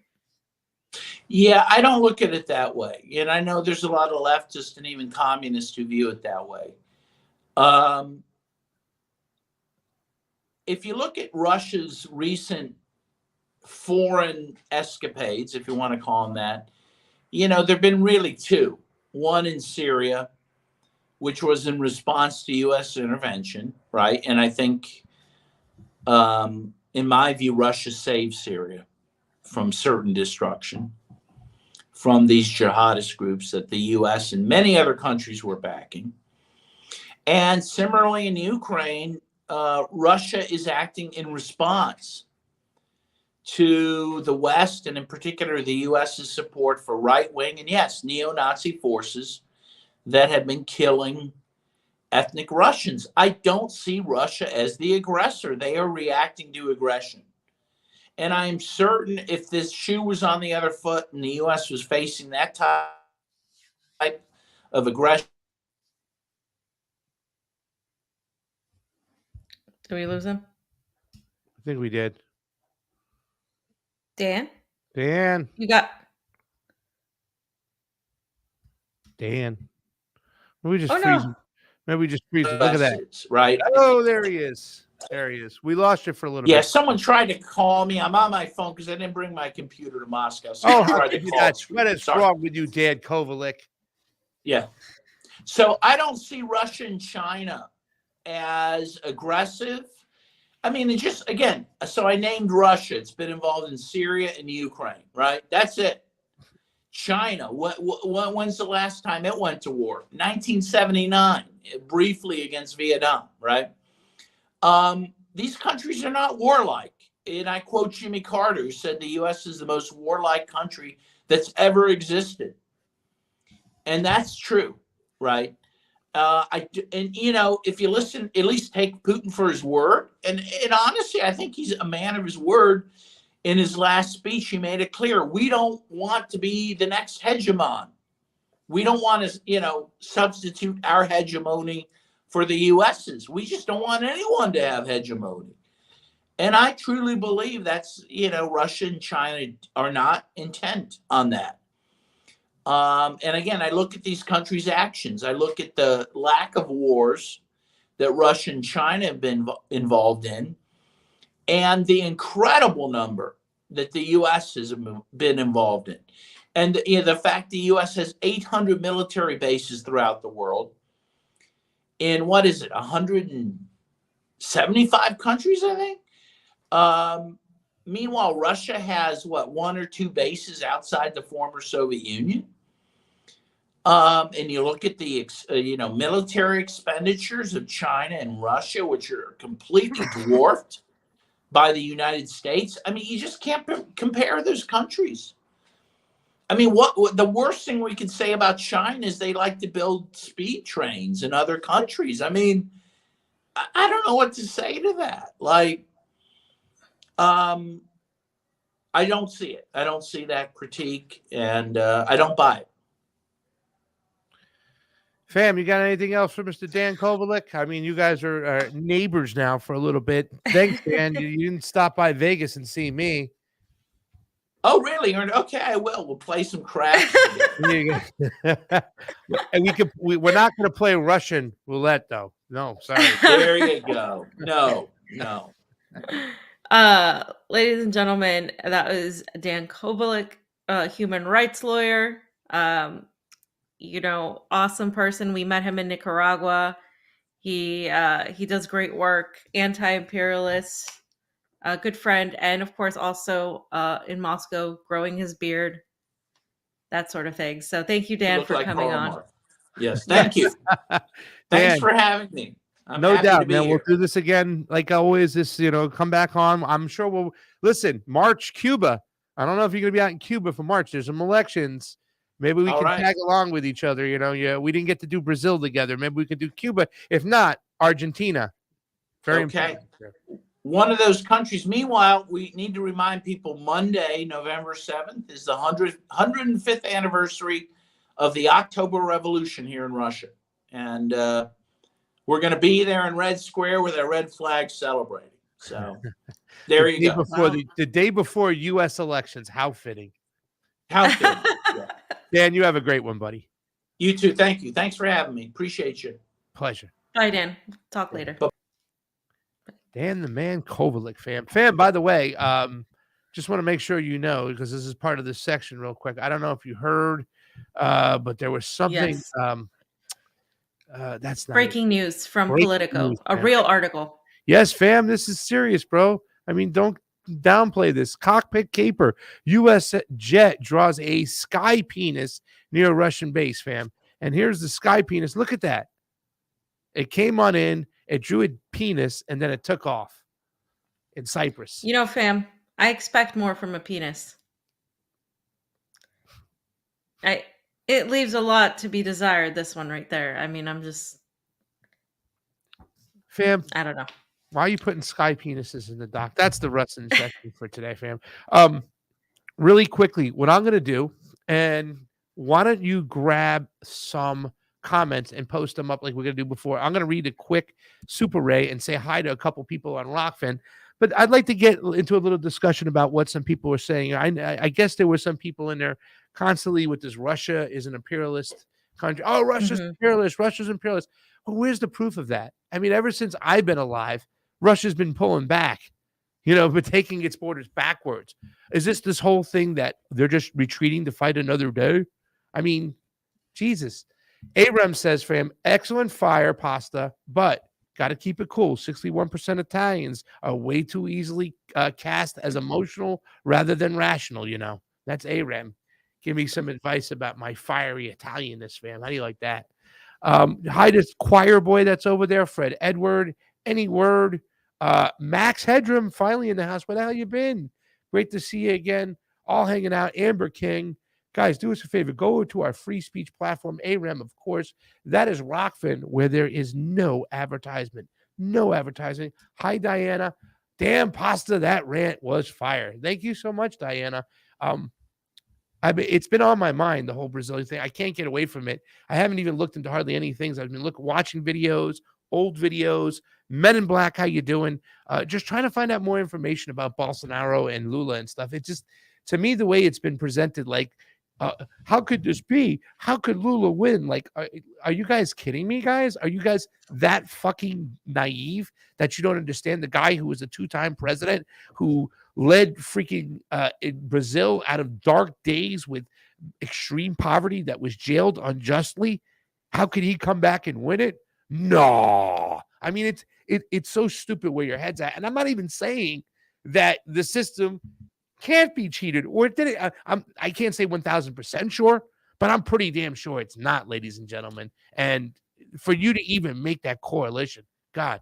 SCSI1 also hanging out, trying to name all the people here on the Rockfin, because I want to make sure these people in Rockfin get a round of applause for going over to our free speech, no advertisement platform that always helps us out. Aram, thank you for the Super Ray contribution. Fam, what do you got over there on YouTube's? I was just putting some people's comments up. Let's see. Julie Love said, my grandmother is from Kiev when it was Russia. My ancestors' descendants are still killing each other. Isn't that sad? Yeah. It's sad. Yes. I didn't know you were a Ruski, Julie. That makes sense why you're fam. Russia state affiliated media over here. Apparently. I'm just going to throw this in here really quickly because I didn't even know what this was, but I just saw it up and I caught my eye, and we'll get into the next section because I think the next section is all about Obama getting hassled and getting confronted. But I saw this over here and I had to play it up. I haven't even seen what this is about. One of your favorite broadcasters of all time, Joy Reid. Inflation was never part of the normal lexicon until Republicans taught people the word. I mean, holy shit. Holy shit. Now talking about inflation is a right-wing talking point. You got it, fam. You got it on the nose. So take down that banner real quick. I'll mute me up. Let's play this. Let's listen to this together for the first time, guys. Combo Couch. We're on Rumble. We're on Rockfin. We're on YouTube. Help us out. Hit the like button. Hit the share button. Get it out there. Thank you to all our Patreons. Thank you to everybody who's a member on Rockfin for $9.99 a month. If you got a few extra bucks in the tin, go over there and do something. Help us out. We love you. You guys always get us on the ground. Brazil was amazing. We want to do Cuba next year, Argentina next year. Who knows in between? We'll see. Let's take a listen. And wokeness, Joy Reid. Lexicon of the way people talk. So it's interesting that Republicans are doing something they don't normally do, right? Which is not use the common tongue, right? Not use just common English to sort of do on their campaigns like they're doing with crime. But what they've done is they've taught people the word inflation, right? Yeah. Most people who would have never used that word ever in their lives are using it now because they've been taught it, including on TV, including in newspapers. They've been taught this word, and they sort of wrap this word around whatever it is that they really want to vote. The reasons they really want to vote. The people I ever hear use the word inflation are journalists and economists, right? So that is not part of the normal lexicon of the way people talk. So it's interesting that Republicans are doing something they don't normally do, right? Which is not use the common tongue, right? Not use just common English. Fam, I had to just go through that again. I mean, is she freaking kidding me? Holy cow, fam. Do you have any thoughts about that? What she's trying to say too as well? Because she's like, oh, they're taught that word. People are repeating something. The next video I have, and I want to show you really quickly, is called Yellow Belt for Shit Libs. And what she's saying is exactly what the Democratic Party is doing. And it's so crazy because we've said this before. Anytime somebody accuses somebody of something, especially when it comes to the Democratic Party, they're usually trying to cover up for their own actions. They're projecting it on their opponent. I have something called Yellow Belt for Shit Libs, because what Joy is accusing the Republican Party of doing, the Democratic Party is now doing, right? And they have all these little, and I'm going to play this here. They have all these little videos out there now, like kind of showing. And when I said yellow belt for shit lib, moms, fam, if you already know, if you're a shit lib, right? And you already know 3 Barack Obama quotes, if you already have your magnet of your favorite squad member up on your refrigerator, and finally the term anything's better than Trump is just beat out, and you need to be prepared to take on your uncle, your conservative uncle, who knows a little bit about something about fiscal policy and a little something about economics, you need to be prepared to take them on. So what the shit libs have done is that they have come up with, oh shit, I just changed that. What they have come up with was a system to teach white woke women on how to get back at their uncle at the Thanksgiving dinner table. I'm going to mute me up. Oh God, I hate this. Oh, you got to watch this. We have to watch this. This just blows my mind here, fam. Guys, thank you for doing us that favor. Help us out. I have to. Yes, fam. We have to play this real quick. This is torture. Guys, he's torturing me. Places. But say you want an example of leadership are in charge, so people are going to vote for Republicans because they assume they're going to fix it. But we should be very clear before you do that they won't fix it. They don't have a single plan to fix it. They can't even really pretend they can fix it because inflation is a global phenomenon. To give you an idea, inflation in the US is around 8.3%. In the UK, it's at 10.1%. The inflation rate in the European Union is at 10.9%. Joe Biden and the Democrats are not in charge in any of those other places. But say you want an example of leadership more aligned with the Republicans. Hungary, for example, who the GOP had their leader Viktor Orban as the keynote speaker at not 1, but 2 of their conferences this year. The leader who everyone on the far right, from Fox News to Trump himself, has been touting as the type of leadership America should be embracing. Hungary is at a 24-year high at 20.1%. So maybe destroying your free press and running your nation like an intolerant fascist hellscape for anyone who isn't white, straight, and Christian doesn't actually benefit the economy. Inflation is high because we had a once-in-a-lifetime global pandemic that royally screwed with our supply chain. We're living through a wholly unnecessary war in Ukraine because Russian leadership believes they can just take over a sovereign nation because they want to, and that's royally screwed with our supply chain. And because corporations and retailers are taking advantage of the idea of inflation to raise their prices and gouge the consumer, assuming you will blame the government instead of them. But when you see that corporations are reporting the highest profit margins in 70 years, you get a better idea of who's really to blame for inflation, and it's not the government, which is why switching who's in charge of the government won't fix it. Corporate greed is exacerbated by the lack of regulations that have allowed an increasingly shrinking number of conglomerates using their monopolies to mark up prices like a cartel, knowing the consumer can't do anything about it because there's no real competition in the market. The Republicans certainly aren't going to do anything about that because those are their donors. They're the party of deregulation and free market. They're the party who wants to add to the high cost of living by repealing the Democrats' bill that lowered drug prices and made corporations pay a minimum corporate tax rate. They are the ones suing to stop student loan forgiveness, and they're the ones who wrote a plan to get rid of Social Security and Medicare. The Republicans aren't going to fix inflation. They're just going to make sure you have less money on top of all of it. Also, if I may, even if the Republicans had the ability to lower inflation, how much are cheaper goods worth to you? Is 40 cents less for a box of cereal worth your democracy? Is $1 less for a gallon of gas worth forcing children to have their rapist babies? Is $1,000 savings on a used car worth your parents losing their earned benefits that help them stay autonomous? You have to be smart with your vote. And expecting a party that adds to the deficit every year and continues to give tax breaks and perks and support to the very people causing inflation to be the people to fix inflation is a fool's errand. And I know you're no fool.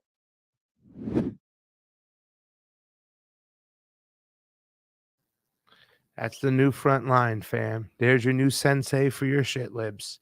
That's your yellow belt. Look how to tell the truth, then the lie. Get the truth, then the lie. Tell the truth, then the lie.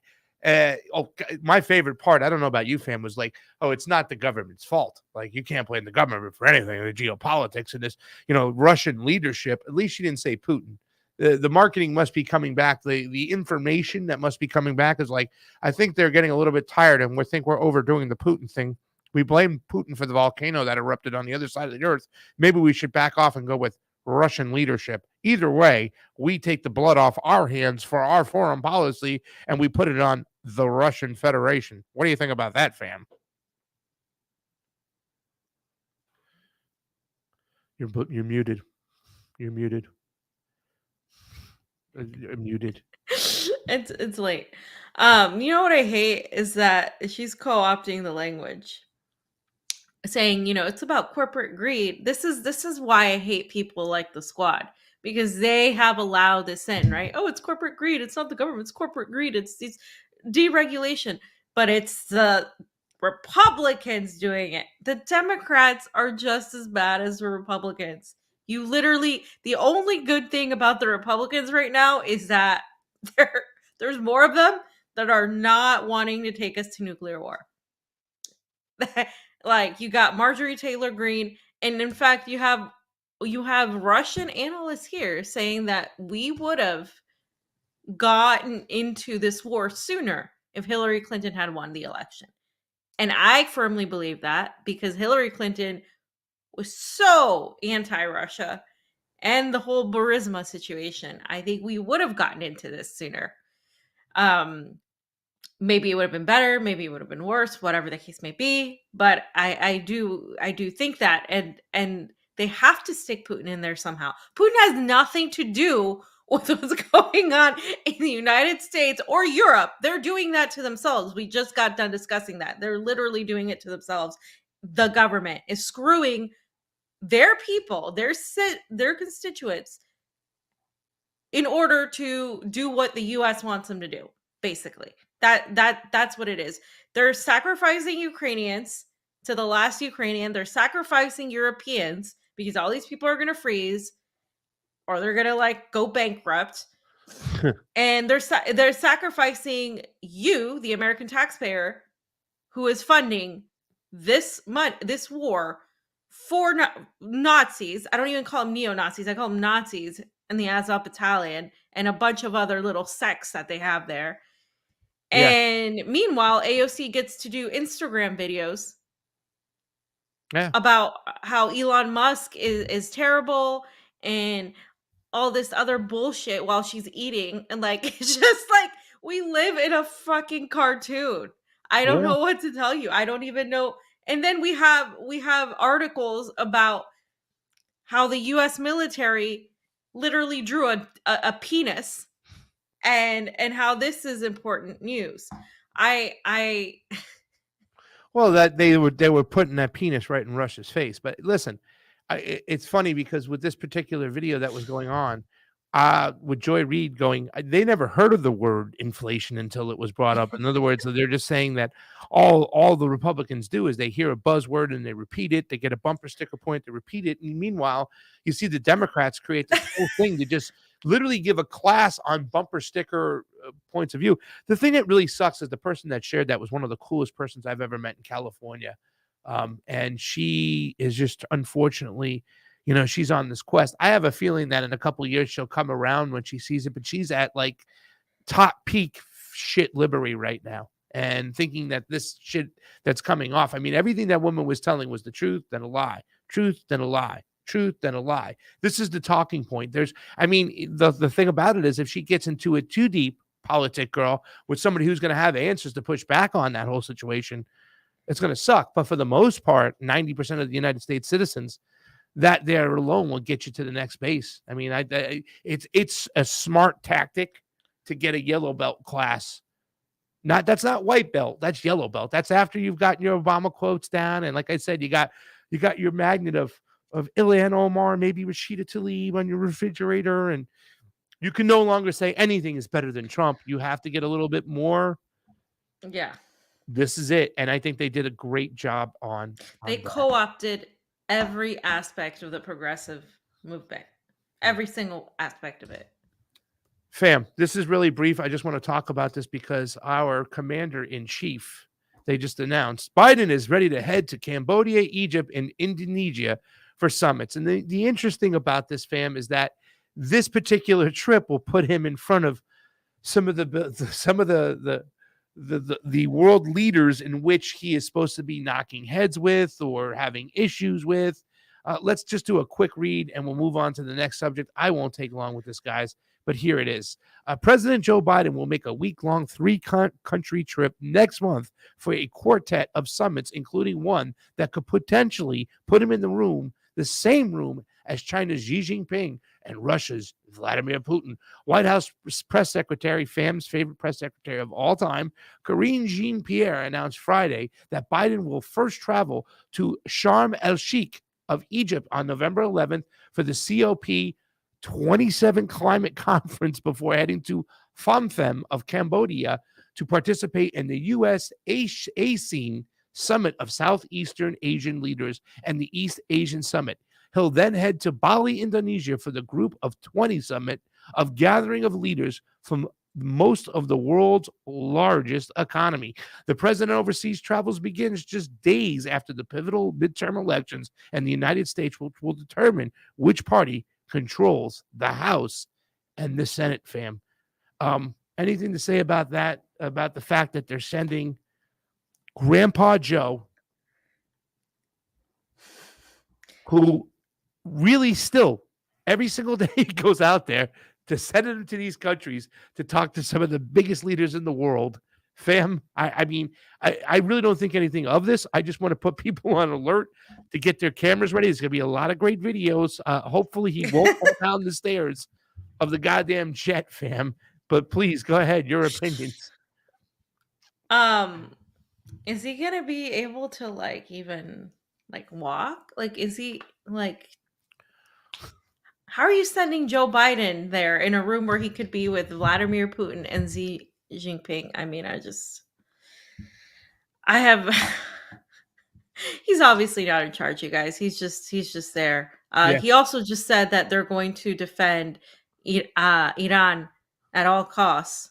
This is what he said. Yeah. Are you about to play that? Okay, No, yeah, I'm about to play the other video where this is the guy they're sending to meet with Xi Jinping and Vladimir Putin. Speaking about Iran, fam, he got it a little mixed up over here in this one. He said Iraq when he was supposed to be talking about another country. Listen to this one. No change in the quality of it, just changing the price. And they talk about inflation.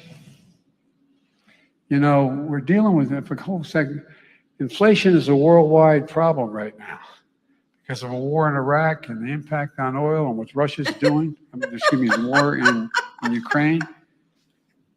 And thinking of Iraq because that's where my son died. Because he died. But the point again, no change in the. Well, let's fam, and two things. Number one, what year is it? He got confused with Iraq because Iraq was another war. He just vigorously fought for us to get involved in the Senate floor. So that's why he can get Iraq and Ukraine mixed up with. And by the way, Bo didn't die in Iraq. He came home and died years later. Yeah.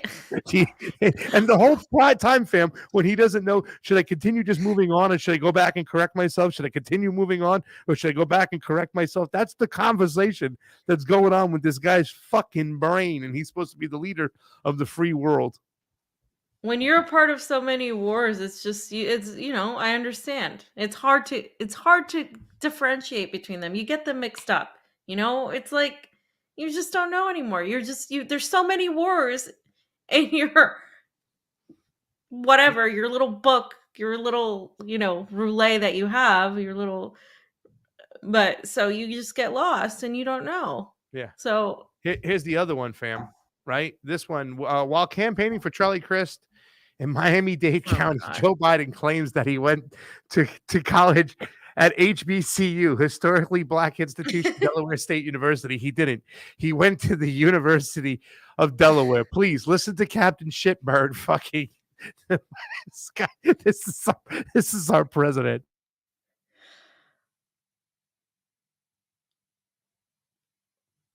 It's great to be at Florida Memorial University, one of the nation's great HBCUs. I'm a big fan of HBCUs. I got my start at one of those other HBCUs, Delaware State University. Okay, that's pretty good, man. Anyway, it's great to be. Okay, good, man. Good, man. Pretty good, man. That's pretty good, man. That's pretty good, man. All right. Enough of this torture. Enough. I've had enough of shit liberating. I'm having a brain aneurysm right now. He goes,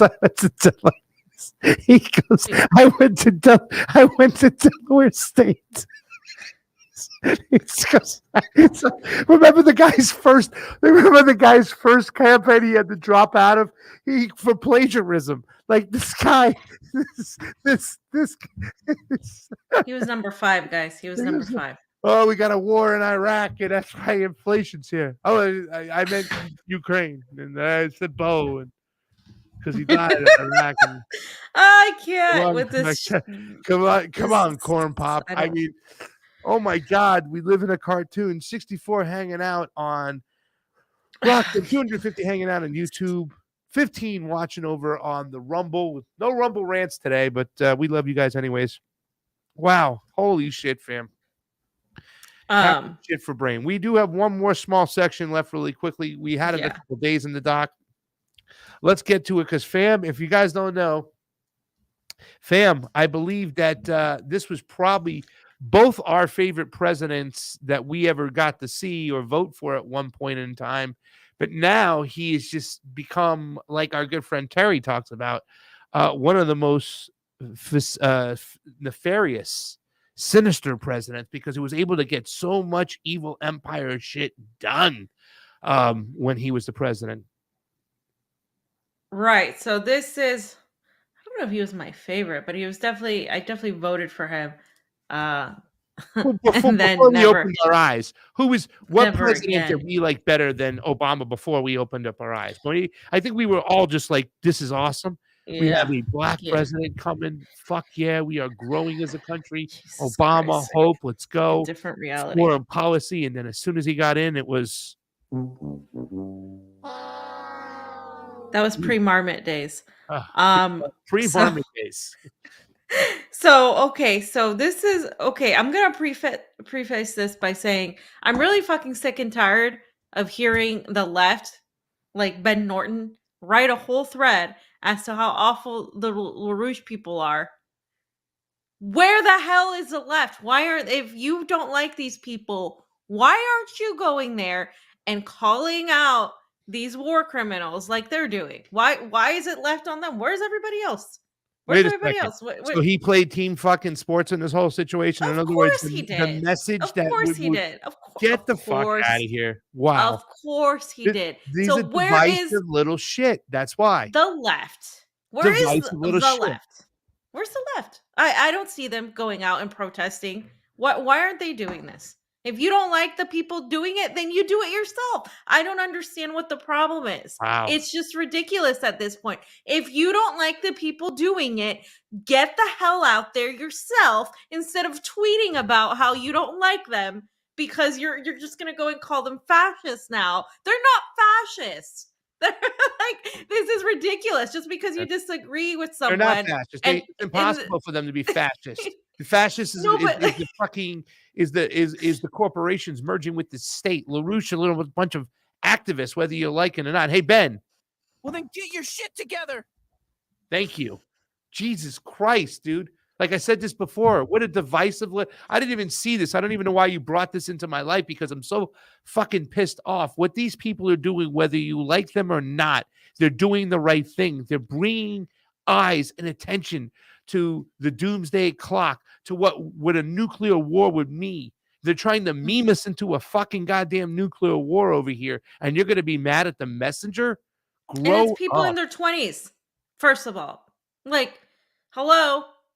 Come on. Like, you got 20-something-year-olds. Big ups for doing it, fam. Good for you guys for doing it. Whether I agree with your ideology or not, you have been doing some awesome fucking work getting in these people's faces the last couple weeks. Yeah, so Jose Vega, he has been posting a lot of these videos, right? So this is one where he said his friends Anastasia and if you just scroll up 1 second so I can read the tweet. Anastasia and S Battle called out the bloodthirsty Barack Obama in Michigan for his role in instigating the Ukraine conflict.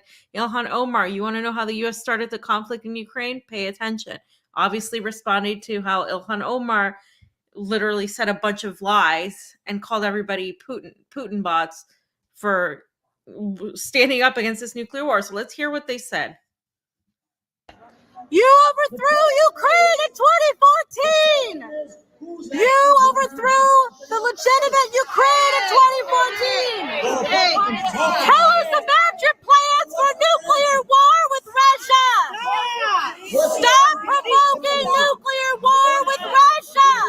You're going to kill us in nuclear war! Russia's the enemy! Russia is not the enemy! Stop getting us into nuclear war with Russia! No nuclear war! Victorian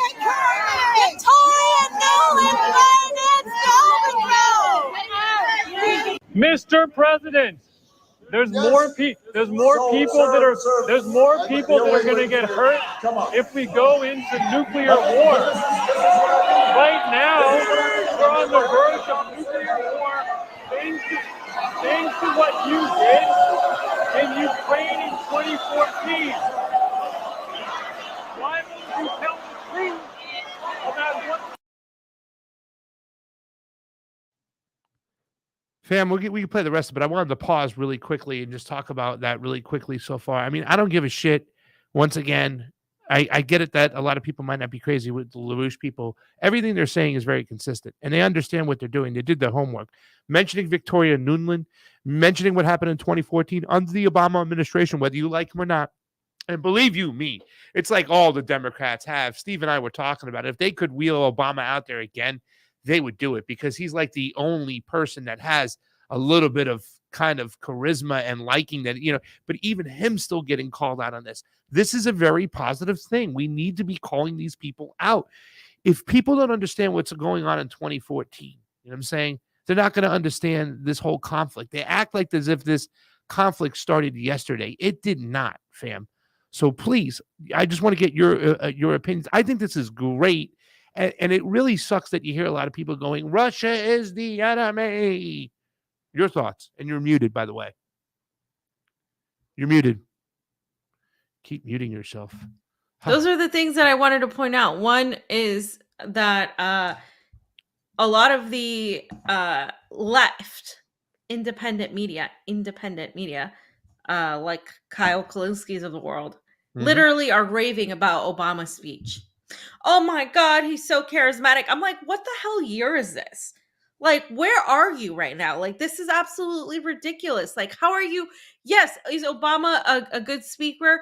Who gives a fuck? He's a war criminal. He's a warmonger. Why are we still on this bullshit about him being a good speaker? Why are you wasting your time? And like, you can just tell where these people are going, the kind of jobs they're after, what they want to do. It's very, very obvious, right? And so that is one thing I want to point out. That's what the left is doing.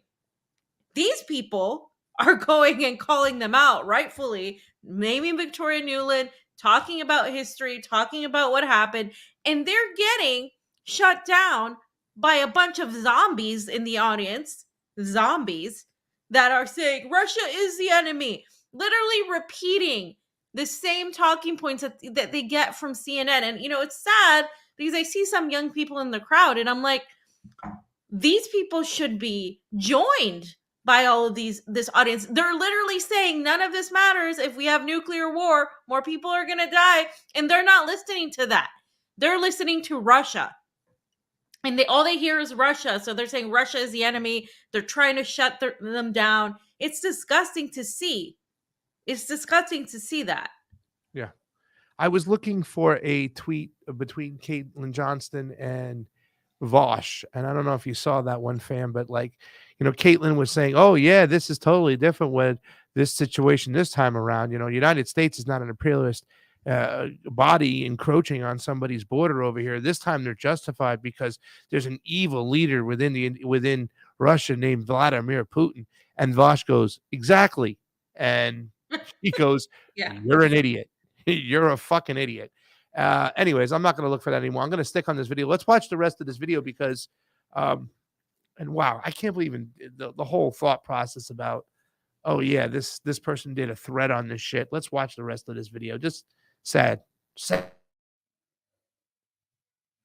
did support Ukraine in 2014.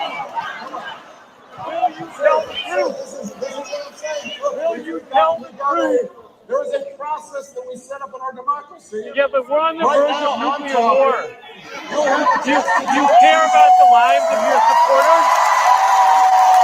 Will you tell the truth before the world walks into world war?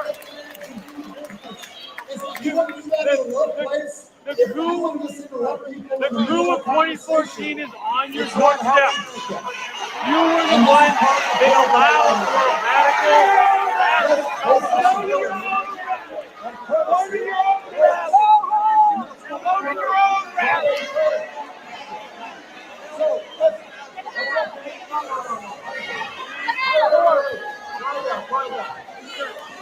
Do you respect the lives of your own supporters?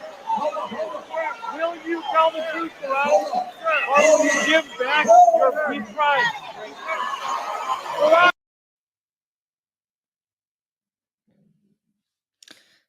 The worst part is seeing all those people like yell at this guy for literally saying, are you going to tell the truth about this? Or are you just going to walk us straight into World War III?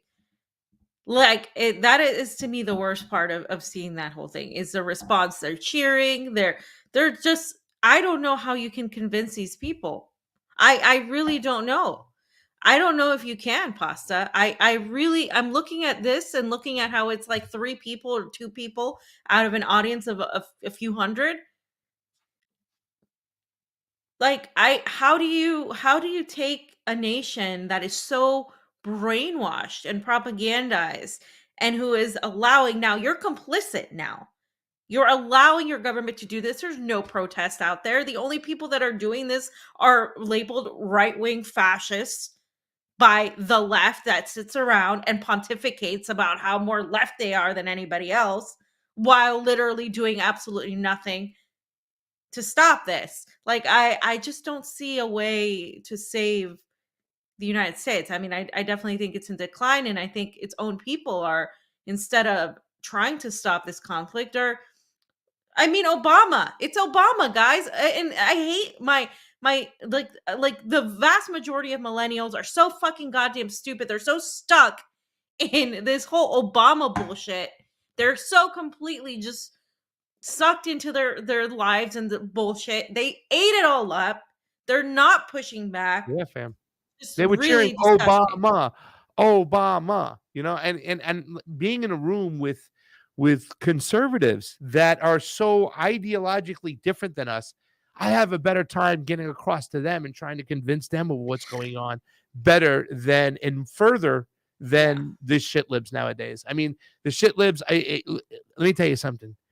To me, it's all about the separations of people matriculating to one corner over here, one corner over there, and everybody else in between, as far as like independent thinking, the way they don't have to be on a team. But the people who matriculated and stayed with the progressive movement are some of the most narcissistic people I've ever seen in the face of the earth, man. It's all about them. It's all about sensationalism, right? Like they just worship these people to the point, no matter what they do, that they can do no wrong. Because these people who worship them, they want to become them. This is the quote I told you right here, fam. I can't make it any bigger. That's as big as it can get. So stupid. No, you don't understand. This war, this is Caitlin Johnson being sarcastic. This U.S. war is completely different than all the other U.S. wars, fam. See, the U.S. is intervening in Ukraine for humanitarian reasons. We're fighting a bad guy who's an evil dictator that loves war crimes and genocide, not like all those other interventions. And Vosh says true. I think she says right after it here, fucking idiot. Fucking idiot. Yeah, she said it. It's true. So he wasn't the only one that got called out, okay? Because there's a lot of people now starting to. I see this trend, and I'm liking this trend. I'm not a fan of trends. I like this one. More and more people are getting called out, okay? And this is great. We got young people calling out these politicians, and that needs to happen a lot. And I like that, even though there's literally a handful of people just doing this, I think it's important that they are doing it, because at the end of the day, I think it does something to see it out there. And I think we're going to look back and see, wow, these are the people that stood up, like some of us, and like it was with the war in Iraq. Now, this one, I believe, is Cory Booker. Cory Booker got confronted, and let's hear what he says. And then we have another Senator one. Booker. Hi, nice to meet you. I'm asking. I came here to ask you about what your plans are for peace in Ukraine. Right now, we're facing potential nuclear war. It's no joke. So far, it seems like the politics doesn't seem to be addressing this whatsoever. With the ongoing election, I'm curious what it is that you're planning on doing to bring peace between the United States and Russia. Between the United States and Russia? Yeah, that's what's on the table, right? The Ukrainian people are fighting for their lives. I've been there. Their backs are against the wall, having a country invaded. They're trying to defend themselves. And so what we're focused on, like all of our allies, is trying to help the people of Ukraine have peace and justice like we all want. If we want them to have peace and justice, shouldn't we be doing everything we can to end the war? Aren't we just prolonging the war, bringing us closer to nuclear confrontation? Again, you know this. You want to end the war and let 20% of their country be taken by the Russians. I think we need you. Would you give up Texas and Florida and stuff like that? Come on, these are people. We're talking about nuclear war, though. This is what's on the table.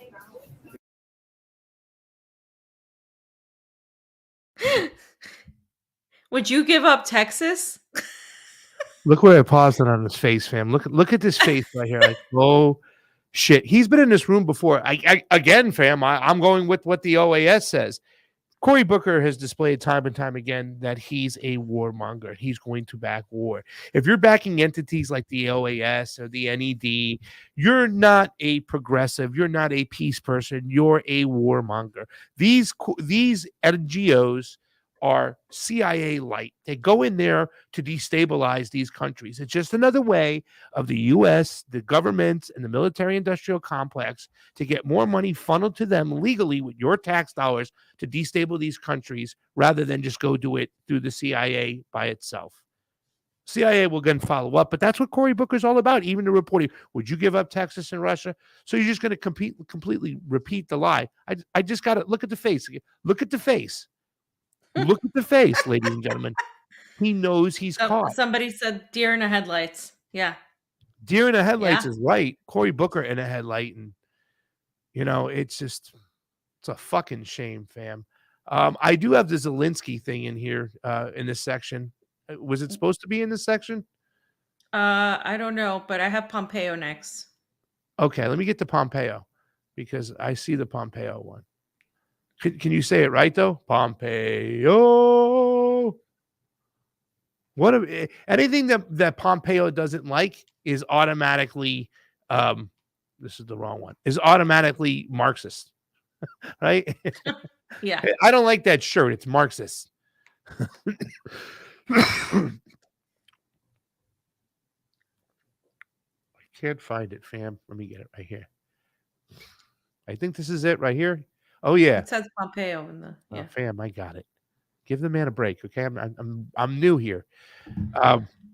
Beth Smith and I confronted Mike Murder Pompeo, Secretary Pompeo, on his insane foreign policy decisions of Secretary of State. He's responsible for the deaths in thousands and a big part in why we're in the situation we are in today. Watch him lie to us at Yale. This is AOC. Take a look at this, fam.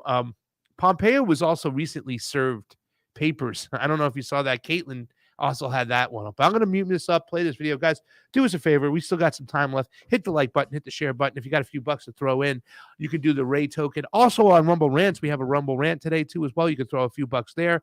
We need all the help we can get. Convo out here. Convo in a second. Check this out. He said, Mike Pompeo, worst Secretary of State in history. Yeah, you're right. You are the worst Secretary of State in history. Why don't you tell us about the CIA? You lied. The policies that you implemented, you were Secretary of State. They're a reason that we're currently headed towards a nuclear war with Russia and China. You distinguish yourself from people like Obama, but the two parties, they are the war party. And you are a maniac who has led us forward to war. Talk to us why you killed Soleimani. Why'd you kill him? You that could have led us to another third world war.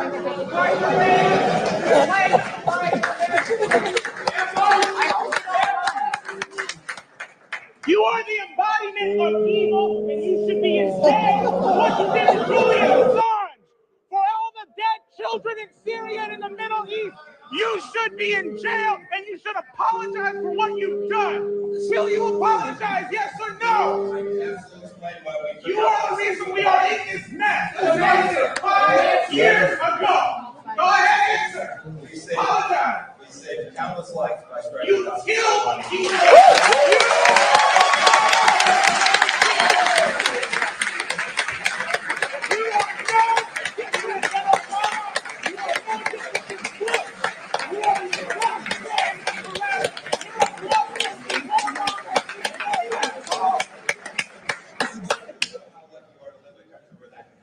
You're pathetic.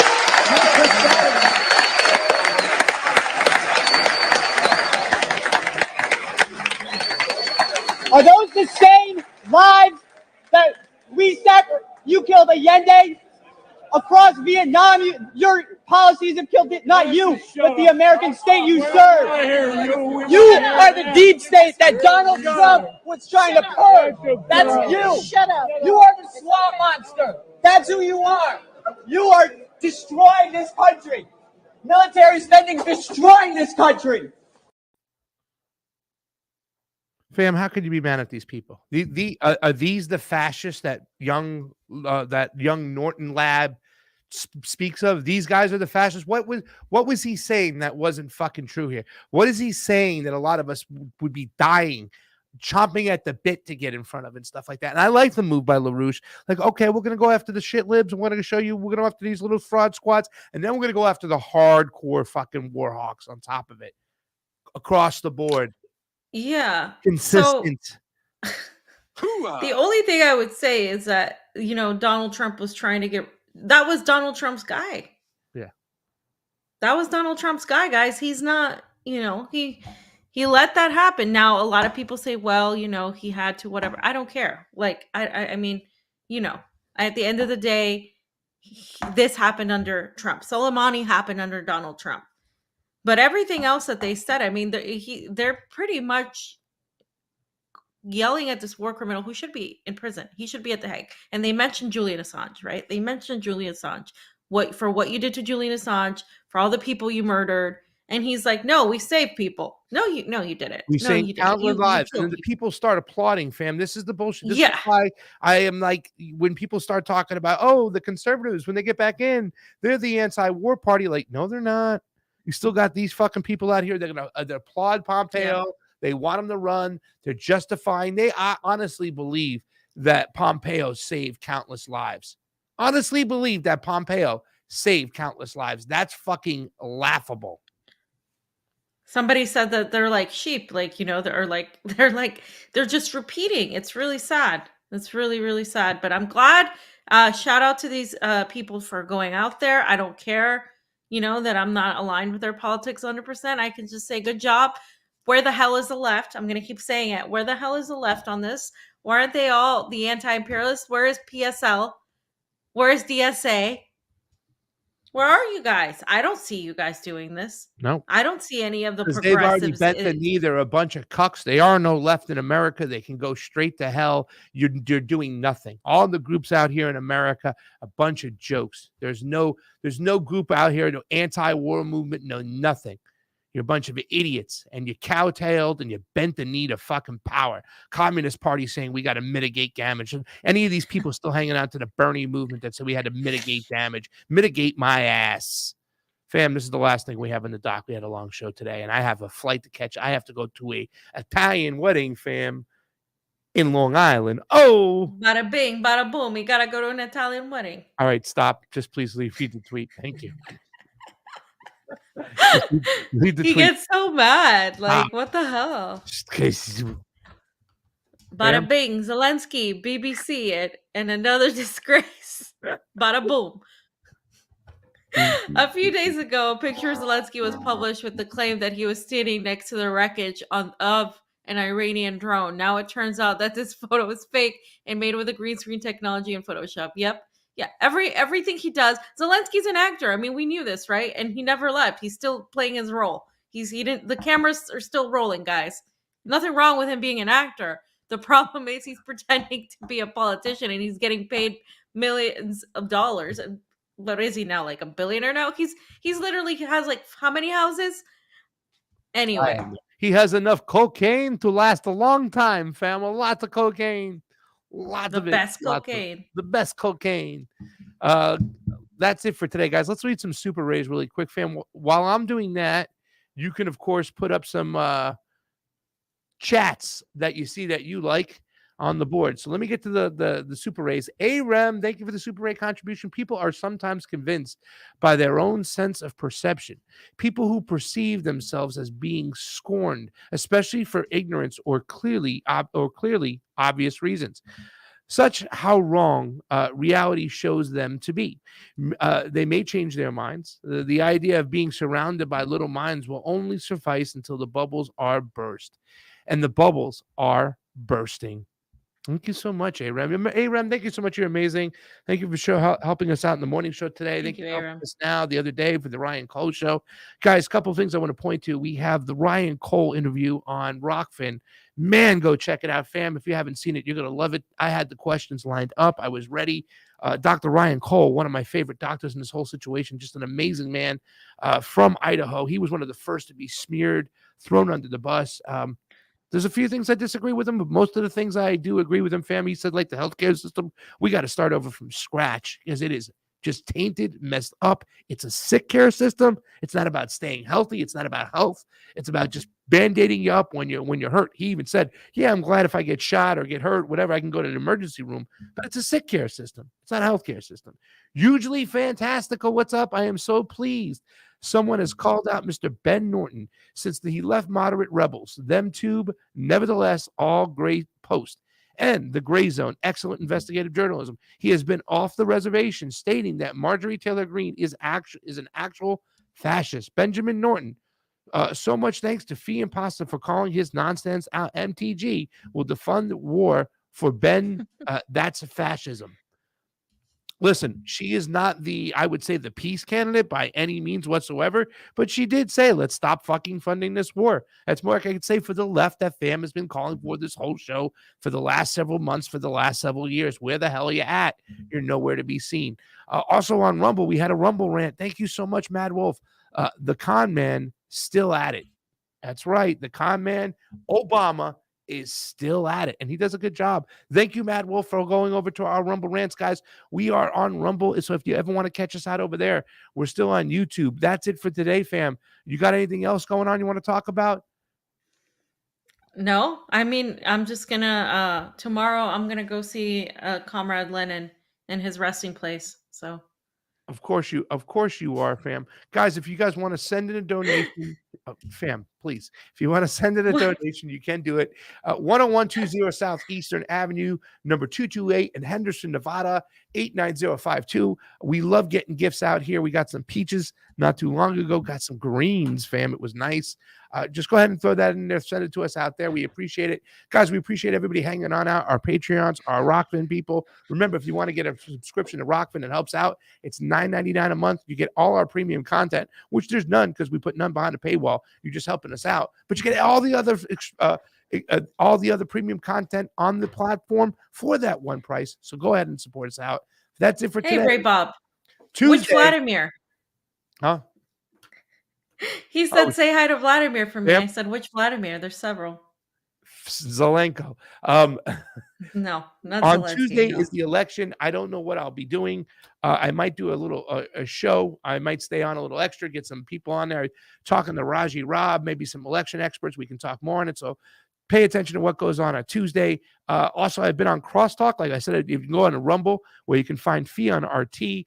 I'm going to go back on the show with Dennis Kucinich again on Thursday, fam, for a follow-up to what's going on. It was a good show. There was a lot more sugar where that came from, so go ahead and check that out. Of course, I did Jimmy Dore this week. I've done the Hill Rising, talking about Brazil. We're going to stay paying close attention until the government does switch over there. But just like we said, some people are like, oh, he hasn't conceded yet. As soon as he was done talking, his chief of staff walked up to the microphone and said they have been given permission to start with the transition. So they are transitioning to the next government. So we just got to keep our eye on what's going on there. We'll have some more reporting as we go along. So that's it for today. For Pasta Jardula. Sorry. I had to laugh at that. No, he's not. Misty is Putin's buddy, though. So, guys, that's it. Yeah, that's it. Can you say your line so we can get on out of here? No, fam. At least say your name. It's 12:22 a.m. in Moscow right now. I have to see Comrade Lenin tomorrow. All right, guys, come out.